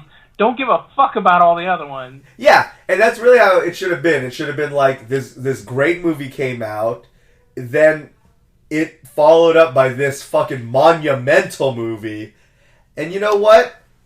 They stopped, thank God. That's how the story of the Terminator franchise should go. They peaked and ended it. But then they made a bunch of shitty sequels. God, Salvation and Genesis and I will admit though, I really liked seeing what was his name? Anton Yelkin? Was that his last name? I think Yelkin or something like that. Yeah. Yeah. Seeing him as, Kyle Reese was pretty awesome, I think. That's about it. We give that a pass. Yeah, Anton Yelkin. Yeah, it was... I think he did a really good, Michael Biehn act in that one. Michael Biehn, another legend. Yeah. The 80s in a single man. That's basically but I would say that's probably the only, really good thing about Terminator Salvation, and sadly that's not enough to warrant, a video game? Really watching. I would say watch it for Anton Yelkin, but sadly he's not even really in the film that much. No, just watch the scenes with him and then stop. Yeah. Go on YouTube and probably find a cut of just his scenes and stop. Yeah. You know what? Yes. That's basically that. Mallory, you hyped for that for Terminator? Oh yeah, all the time. No. I don't understand why they're bringing up... I just saw that there's a new Terminator movie coming out, too. Yeah, that's what I'm talking about, yeah. So that's another thing, too. This is what makes it even more awkward, because that game is going to be coming out, in December. Yeah. It's not even going to coincide with the release of the film. Yeah. So No, that people can be that movie was hype. Let me go play a video game about it now. Yeah, Right. and that's the weird thing is it's just usually, it's standard issue to do a tie-in movie game that's going to be awful, but this one's just they're just going to crap this one out of the side. It's like a C-section shit that they're just plopping out of the side for no reason before the movie comes out. That's so weird. Hopefully, I'm assuming it's because of some type of, development bullshit that they had to do with, because honestly, when I saw the trailer, I was actually wondering if that was the complete game. Yeah, right? Oh my god. It looks... I was like, these cinematics don't really look very good unless hopefully I'm just seeing a scene that has absolutely nothing to do with the audio that's playing. That's the weird part too. It's like someone overdubbed. Mm-hmm. It's like someone overdubbed audio from something else. Like you accidentally left the tab open that was playing the audio from something else. I just don't understand. I don't get it. But I'm gonna say I'm probably not gonna play this game. I probably will for a laugh. I probably like the time when movie. I remember one of the times when one of the worst games that I ever played was back on the old Let's Play channel with Vincent, and it was the R.I.P.D. video game. First of all, oh jeez, R.I.P.D. was already a pile of horse shit as a movie, and then the video game was one of the when Vincent and I first. This is how fucked it was. Vincent and I loaded it up to play the game, and for the first 15 minutes, the textures wouldn't even load in. Oh, jeez. Now, it is Unreal, so that's just an a syndrome of the yeah, but it usually Unreal doesn't take engine. 15 minutes. But it just dude, we were running around, and we were just why does he look like that? And we just played for the longest time, and then the textures just popped in minutes later. Realistically, not 15, but still. It was probably an actual 3 or 5 minutes for it to load in. That's ridiculous. But even then, that's still a really long time. So yeah, Gears 2 only took a few seconds. Yeah, it would do that weird thing where they would do the little Gears walk, the narrative walk, just to give the game enough time to catch up to load, and then Marcus's face would be on proper, and then it's okay, let's do this. But yeah, dude, it was bad. The game was taking forever to load textures. It was just really bad. And then I think one of the enemies just walked through a box and got stuck. It was just really unpolished. Oh, jeez. But it's one of those things which is amazing that stuff like that comes out. In this case, it may not be that bad, but as we talked about on the Predator game and this one, they look so unfinished. Mm-hmm. But what's sad is that's probably it. They've probably already wrapped production on this shit. Because what? December? Yeah, there's no way they're still working on the game. That's already getting pressed onto discs and sent to stores soon. Get ready for like a 20 gig patch day one. Yeah. Probably. They probably will do that. Yeah. Yeah, probably. Oh, and speaking of patches, by the way, for those who didn't catch it, because if you'd watched the video, actually, I was playing, Borderlands was completely unpatched on that, so that was just how it was pressed on the disc. So, like when I mentioned about the split-screen multiplayer running like shit, first of all, I heard it still runs like dog shit, but it was fucking atrocious when I was trying to run split-screen on that. It was just bad. But I appreciate them trying, because again, I wish couch play and split screen would come back on most games. Mm-hmm. So I give them kudos for trying. Epic Games, we talked about shitty launches earlier, but Epic Games is just really flexing on trying to get exclusive. So that game came out recently, Control. And it's a pretty cool game. It's, you know, like PsyOps, but like modern and cool and good. Mm-hmm. PsyOps wasn't awful, it's just a dated game now. But you play as like FBI agent lady, and you have like powers, and you're going through the agency trying to learn how the people. There's a lot of reading and a lot of narrative, so if you're not into those type of games, maybe stay away from it. But it's got a cool story. And it also, some of the powers and combos you can do, it's essentially shoot bangs other than that, but with your hands, because you don't really think about, you're essentially a fucking Jedi or a Sith.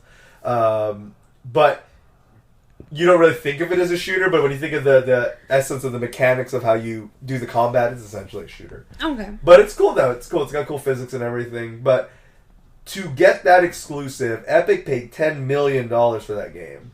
And then, of course, they paid a shitload of money to buy the Kickstarter rights for Shenmue 3. Mm-hmm. So it's just like, they are just flexing cash everywhere. Yeah. I mean, like, of course, FortnAight is still billions of dollar franchise, but it's insane to know. Like, just think about it. For Control, which isn't even the most expensive game they've bought the exclusive rights to, they paid $10 million for Control, and that's just, you know, a side indie title, essentially. It's like on the higher end of indie, but still, it's like...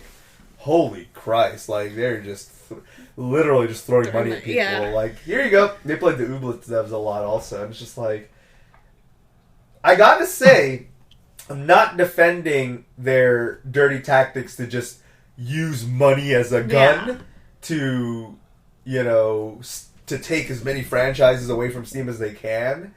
And funny enough, just temporarily, because a lot of these will all be coming out late 2020 for Steam. Mm-hmm. But they're just grossly throwing money. However, one side I will defend is I do not blame these developers for snatching their bucks up. Taking that. Mm-hmm. Because they lose no rights to these. These guys are just getting a payout to stay exclusive for a year on a launcher. Mm-hmm.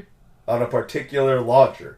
And you're just getting 10 million buckaroos out the door just to be like, let us rent you for a year and you get 10 million bucks. Yeah. I cannot blame these studios, you know? Like I said, I even brought this up in the Borderlands video, is that the Ooblets devs got what they got because they were dicks about it. Yeah. Yes, people will always be nasty about taking a deal like that. Yeah. But a lot of people cannot blame, especially smaller developers, for taking these several $million deals, because now you're locked in for several $1 million, even if your game flops. Yeah. Yeah. So you got to look at it from their business perspective. I mean, I don't necessarily think it's a very dirty. safe decision. Exactly. Yep. And so I think if you're gonna throw shade on anyone, Epic definitely deserves it because they are playing very dirty now. Mm-hmm. They went from, I remember back in March or whenever when they made some asinine statements, and John and I were even like, let's be fair, maybe they're telling the truth, because I got, you know, as you know, journalism or media, you gotta coach your biases enough to at least be like, let's give them a chance. And I did give them the benefit of the doubt when they said that they're trying to just create a fair share marketplace, and that if Steam was to match their market share, which I think they clearly know Steam cannot afford to do, we will stop doing this. At this point, I think they show no signs of slowing down unless FortnAight slows down. That they went from like, we'll play fair, buddy, that once Steam basically showed no signs of playing their game, that they're just like, you know what, fuck you, pulls out the bat that they were Yeah. hiding behind their back. It was not a fucking bouquet of roses behind their back. It was a fucking baseball bat, and now they're just swinging for the fences. And it's just crazy, because they are just flexing their cash. They're literally just throwing it at everyone. They are. Which is a shame, because now even Outer Worlds, God, that's so confusing. Outer Wilds and Outer Worlds were announced so close to each other, even though they're such different games.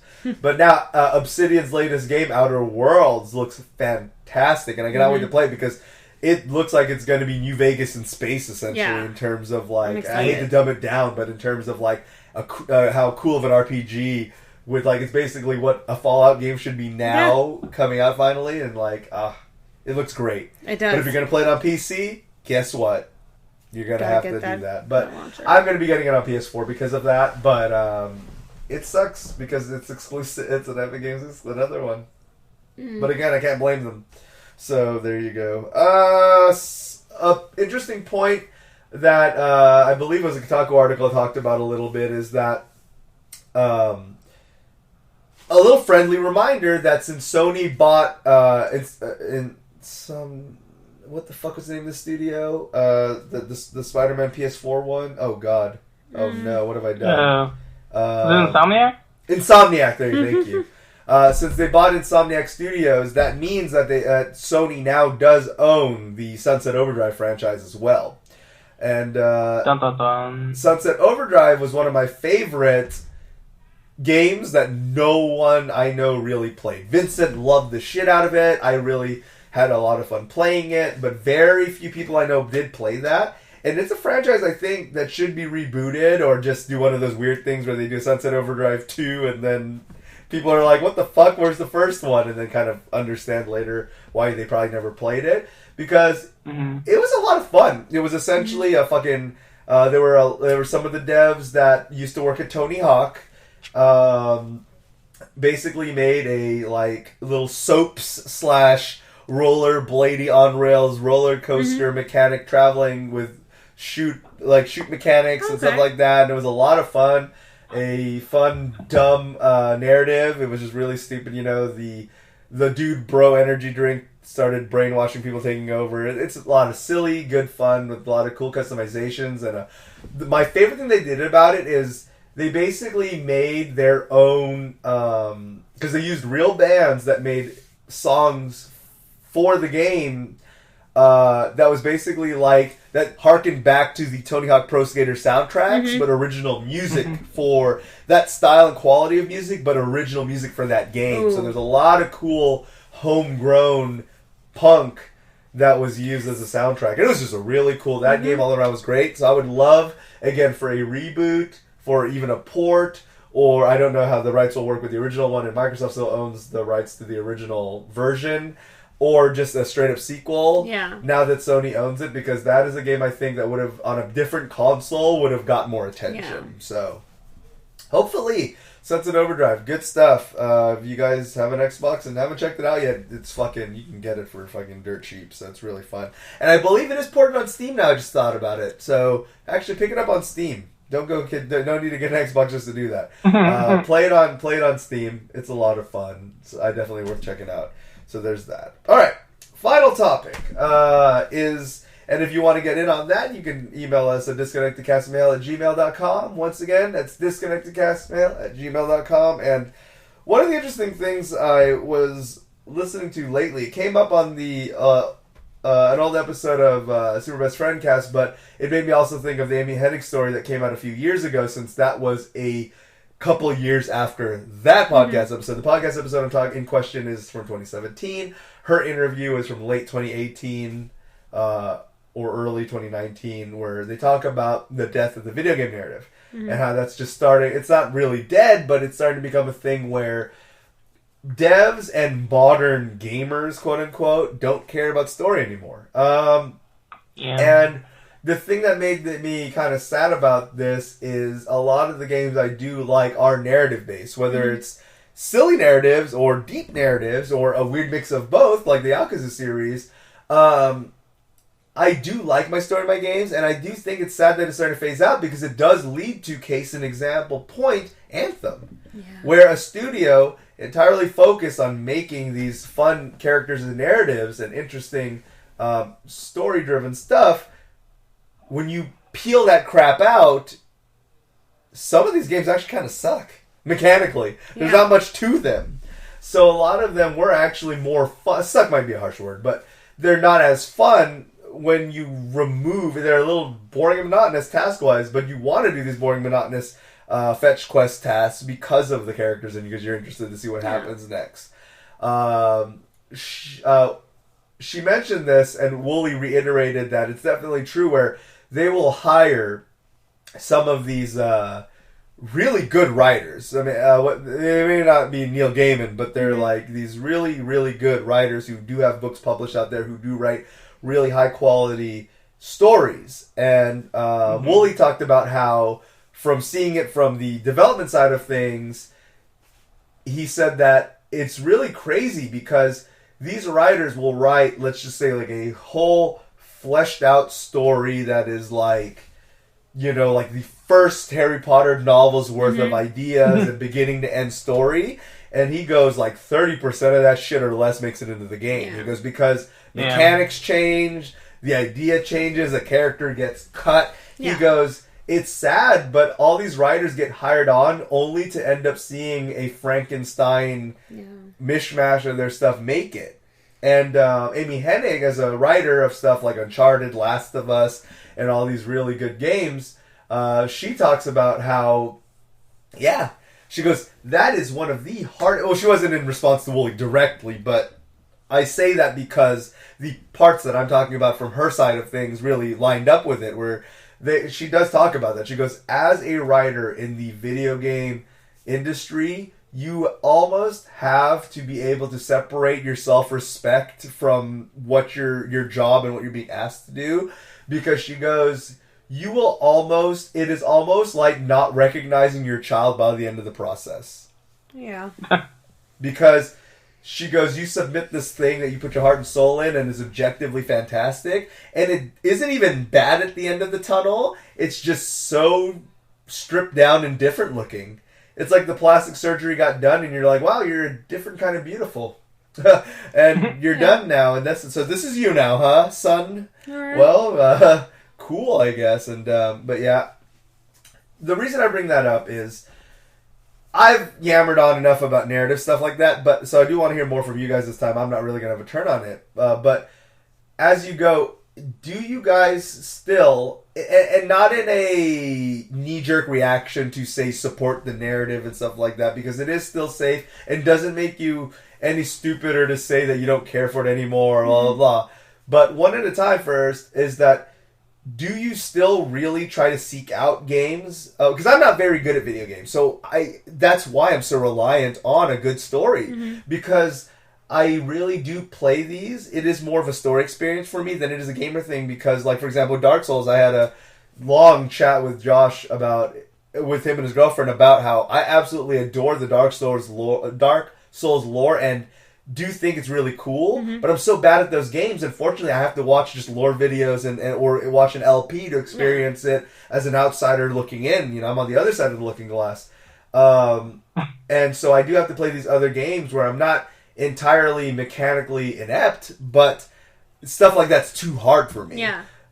Where you have a game where the difficulty can be difficult enough, like the Yakuza series or Bayonetta, where I'm just like, this is hard enough.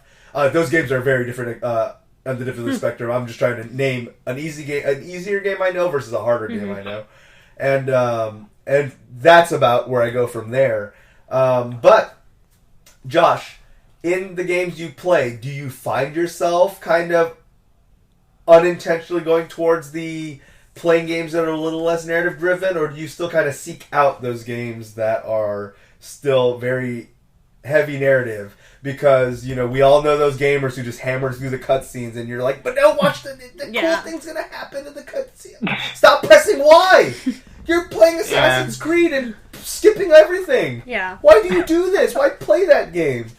So, with that example, I just really wanted to make that example because I absolutely, God damn it. It's like when Noelle listens to Iron Maiden and skips the solos. God damn it, Noelle. God damn it. Okay. I have it out of my system now. Okay. So, with that being the case, Josh, do you still find yourself drawn towards narrative, or are you unintentionally starting to gravitate because of time management or whatever through games that aren't so narrative focused? No, I still always go for the narrative. That's usually the driving point. There's a few games that I play that don't have a narrative, and I'm just kind of playing it, for the fuck of it. But no, I mean, I really like narrative in there. And I actually kind of get upset when I hate when a game presents you with a story, but you have to go out of your way for it. An example being, I finally picked up Dissidia Final Fantasy NT like a while ago. Oh, right, okay, And, oh man, I got so mad when I found out that you have to play the game, like you just have to randomly fight the AI and crap like a bunch of times. Yes, I hated that. Get the points to unlock sequences of the story, and I'm like, why the fuck is this a thing? Like, why wasn't it like Duodecim where you could just play the fucking story? Right. So that pissed me off. And real quick, to interject really quickly, is that's a very good example of a game where the game itself is not very good. And when you force the player to do that and the game itself also isn't very fun, that's a double offense. Yeah, I actually haven't touched it since that one time. Absolutely. Like, sometimes I'm like, I kind of want to check it out, but then no, I don't. Yeah. And I can tell you, if there was a story mode that I could just play through, I would be playing it way more than I am right now. Same. Definitely. But that's just how it do. Yep. But I've just never really been a fan of multiplayer games that much. I mean, they can be fun, especially if you have like a dedicated group of people, rather than just playing with randos. Because to me, that's always the worst gaming experience. Oh god. Yes. But I would just rather play a game for the story. I'm like I'm that little meme where like the kid is playing by themselves, and then they're like, "Oh, we added battle royale." Yeah, which is where the market's going now. Mm-hmm. Yeah, and it's like, but I was having fun already. Yep, exactly. Are there any what are some of?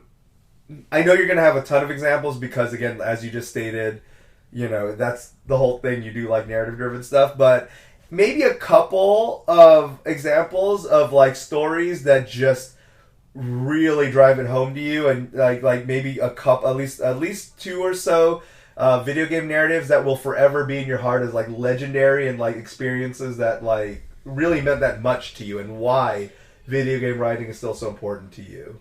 Like, for example, for me, if this was your example, I'm sorry, I'm just gonna swipe it, but like Final Fantasy VIII, I still love that story to this day. Some people say it's such a shitty narrative. I love that story to this day.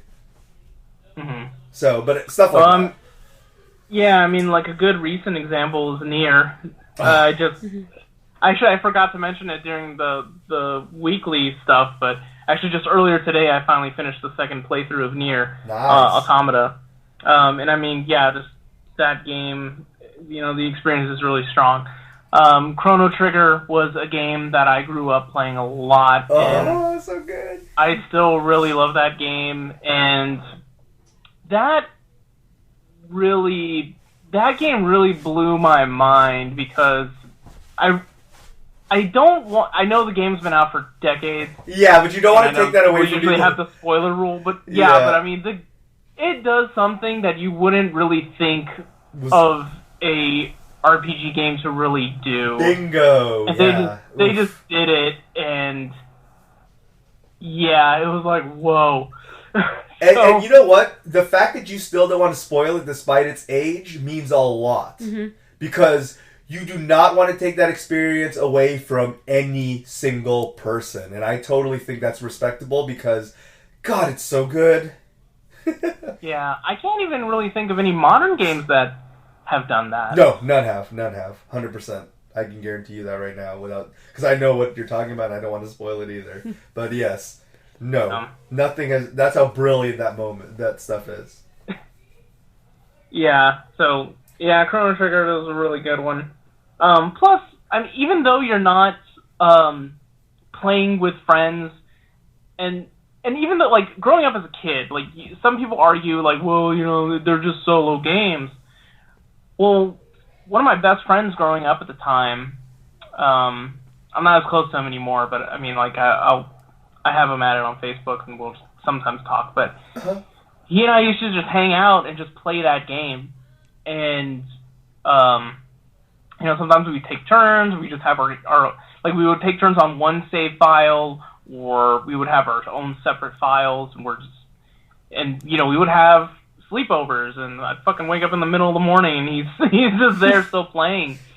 So you can enjoy it with multiple people, and then even if you're not, like, sitting together, like, you know, playing in that type of style, just being able to share your experiences with other people about it, you know, either whether it be discussing the narrative, or if it's a game that gives you options, you know, you can say, oh, well, I did this during this moment, Absolutely. What I dealt with, and stuff like that, and that's part of the fun for me.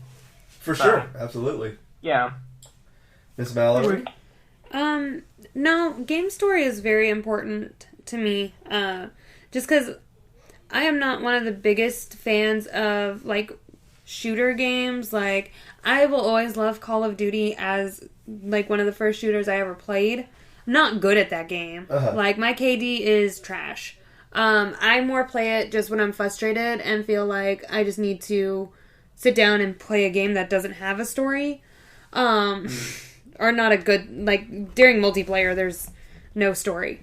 But, yeah, no, I mean, me and my sisters used to do just about the same thing, Josh, where we would sit there and we'd play Legend of Zelda all the time, and that story is really good. I mean, we still go back and play those games.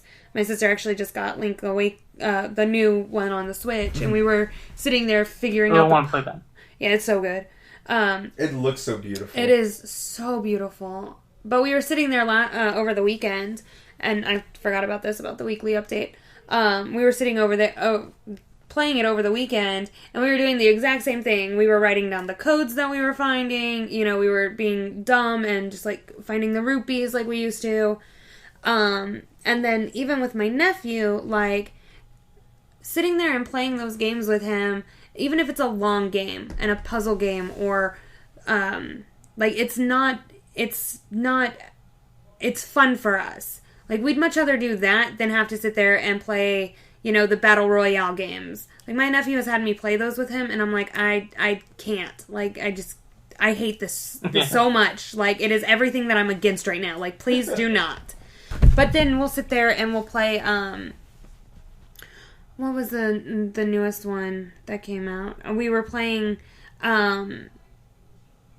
Kingdom Hearts together, and I'll never forget when I first played Kingdom Hearts with my sisters, and we had our pillows on the floor. Like, we did not move from our TV for, like, 3 days straight.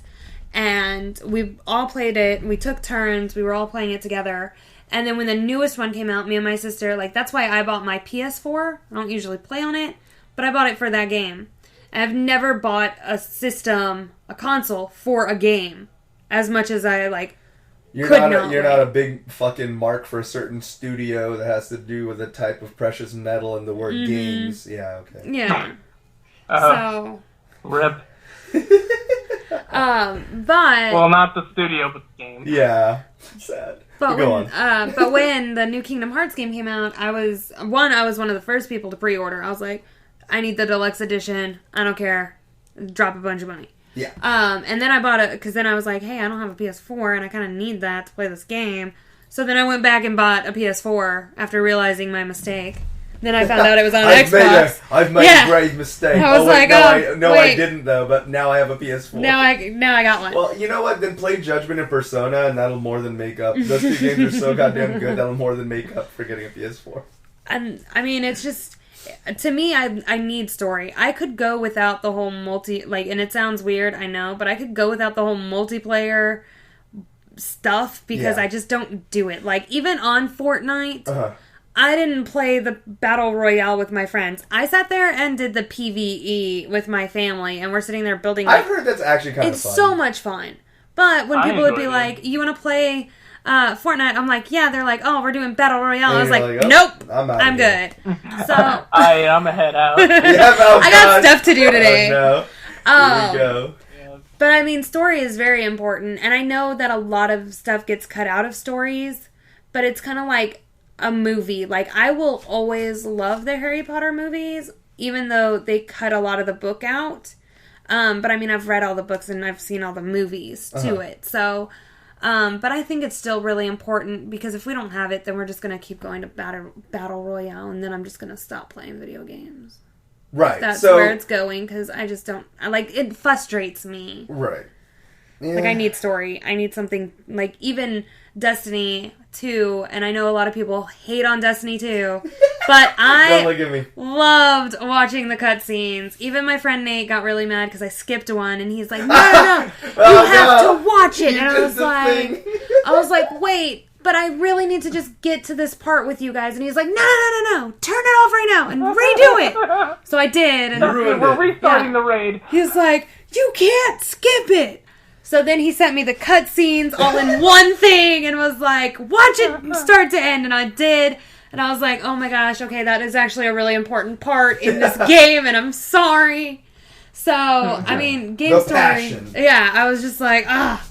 And then I even went back and watched all the Destiny 1 from starting to end, and I was like, oh my gosh. God. I lost myself in Destiny for a long time. Even Diablo, and it's one of my favorite. Like, I still watch all the cutscenes, and I've seen them 100 times. Good stuff.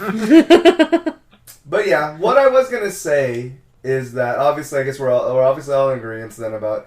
narrative still being important. And it is nice to hear for all the different reasons we find it, that we all do agree, but we all have very different reasons and experiences for it, but it shows you, and I'm really glad, it is nice to hear industry insiders, especially Amy Hennig, who's a very prolific one, express her concerns over this. But I really do hope that... and she wasn't saying it was dire or bleak or that it's going away, but she did say that it is scary to see that the industry is finding it less and less important. And much to y'all's point about the multiplayer thing, even though that's not where this direction, the conversation was supposed to go, but I'm glad it did. No. But I'm glad it did, because it actually makes an interesting thing that I was going to bring up, where, confirmed by the industry insiders that I follow... A lot of the reason these half-baked shit multiplayer stuff is thrown in there, like in Mass Effect. God, you remember the Mass Effect 3 multiplayer? Dear God, shoot me. Yeah. All those really bad multiplayers are actually thrown in there because they're mandated by the publishers, usually, that since multiplayer's hot, you gotta have a multiplayer mode in there, even if your game has no intention or will to have it. That's why they shit all those out. They're being mandated to throw those in there, and that is why they feel bad or are really or poorly done. Is they're literally being forced to put those in there. Well, that's stupid. So that's why, and it made me think about how much you guys don't enjoy those aspects, and it's funny because they're not good. It's like one of those things where you guys don't enjoy it because it's not good. Well, I love Call of Duty. No. Well, that was built around that centralized. But I still play all of the Call of Duty game. There was one that didn't have a storyline, and I got really upset. And I was like, "How are you not going to have a storyline to this one? That's what I live for." So, did you probably wait? Which one was that? Because I know there was one where they released it on all consoles, but for the last gen, which was 360 and PS3. They omitted the campaigns. Yeah, that was Blops 4. Yeah, so I don't know. Was it like one of those? I think so, because I haven't really bought. I think the last one I bought was World War II. World War II. That came out 2 years ago, and that one had a storyline. Oh, but I think it was Blops, and I love zombies, but when it didn't have a storyline, I was like, what? That's part of the way I play this game. And that was a weird cash cow that when Black Ops Zombie became a thing, it was a really weird where that was the most popular thing from that game when it used to be the most afterthought fucking part of that game at one point. One thing people buy Call of Duty for zombies. Some do, yes. There are people who do. It's crazy. One thing I will say as a final thought on this is that if you can do or want to do a multiplayer in your, like, where it's primarily a single-player, narrative-driven game, but then you want to throw in, sometimes it can be, when it's done intentionally, it can be done well. Mm-hmm. And my favorite example of that is when Splinter Cell had Spies versus Mercs. Yeah.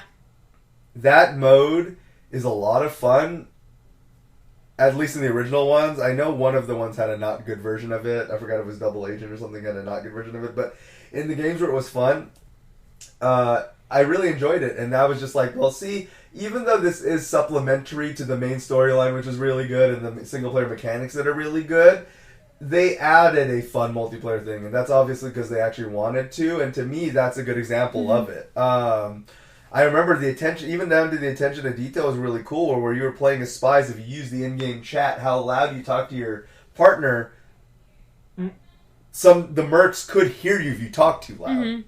And I remember Daniel and I would play co-op, and we would just say really dumb shit, where we would be like, I'm going to say a very censored version of what we'd say. I'd be like, hey, idiot. And then we'd say it loud on purpose, so the mercenary would hear us and be like, oh, there's a sound coming from over here, and go investigate it, and then we'd, take him out or whatever. But anyways, my whole thing is that, it's interesting that we came to two unified paths, which is that, yes, we do enjoy our narratives for our different reasons and friend, the conversation we have with our friends and all that stuff. And at the same time, the reason that we all noticed how shitty these multiplayer things are. I didn't even talk to you guys. I didn't even preface that with you guys, but you guys both covered it. And I'm really glad you guys did, because that was the point I was going to make, is that that's how you get these half-baked modes. Yeah. It's just the fact that it's almost part of the compliance now is basically to have a multiplayer of some sort in every game. That doesn't, which is not good when you're forced to do that. Yeah. Especially if your studio has no desire to do it or no experience or both. Yeah, it usually leads to some pretty tragic stuff, because that Mass Effect 3 multiplayer was really bad. That was bad. But the fact that they use it to fucking strong arm you to get certain parts of your ending is really fucked up. Oh yeah. That was the worst part. That was the worst part. I was like, okay, let me play this fucking half-ass multiplayer. Which, it wasn't terrible, but it was just Gears. And you could just play Gears instead. Yeah, whenever a game makes you feel like I could just play a better version of this, that's when it gets bad. Yeah. Yeah, like you said, mechanically, it's not like you're falling through the world every single time you load around. But yeah, it played fine. The mechanics were cut and pasted properly. Yeah. It just wasn't fun either. Especially how many times you have to do it to get the points. Yeah. Oh, it was so bad. God damn it. Alright, y'all. Mr. Josh, where can the lovely listeners find ya on the internets? YouTube at ShiroPlay5, Twitter and Instagram at JoshiroJoestar. There you go. Miss Mallory? Instagram at... Oh, double check it. No, it is. It's awesome_Mally. I'm getting used to it. And that's about it for right now. Alright, you can find all my shit at ZDRocker at most social media, is on SlimAndAsianEntertainment.com, and you can find all future, present, past, and other time travel version episodes of Disconnected Cast every Monday at 11 a.m. Central Standard Time at DisconnectedCast.com, and until next week, we will see you then. Bye-bye.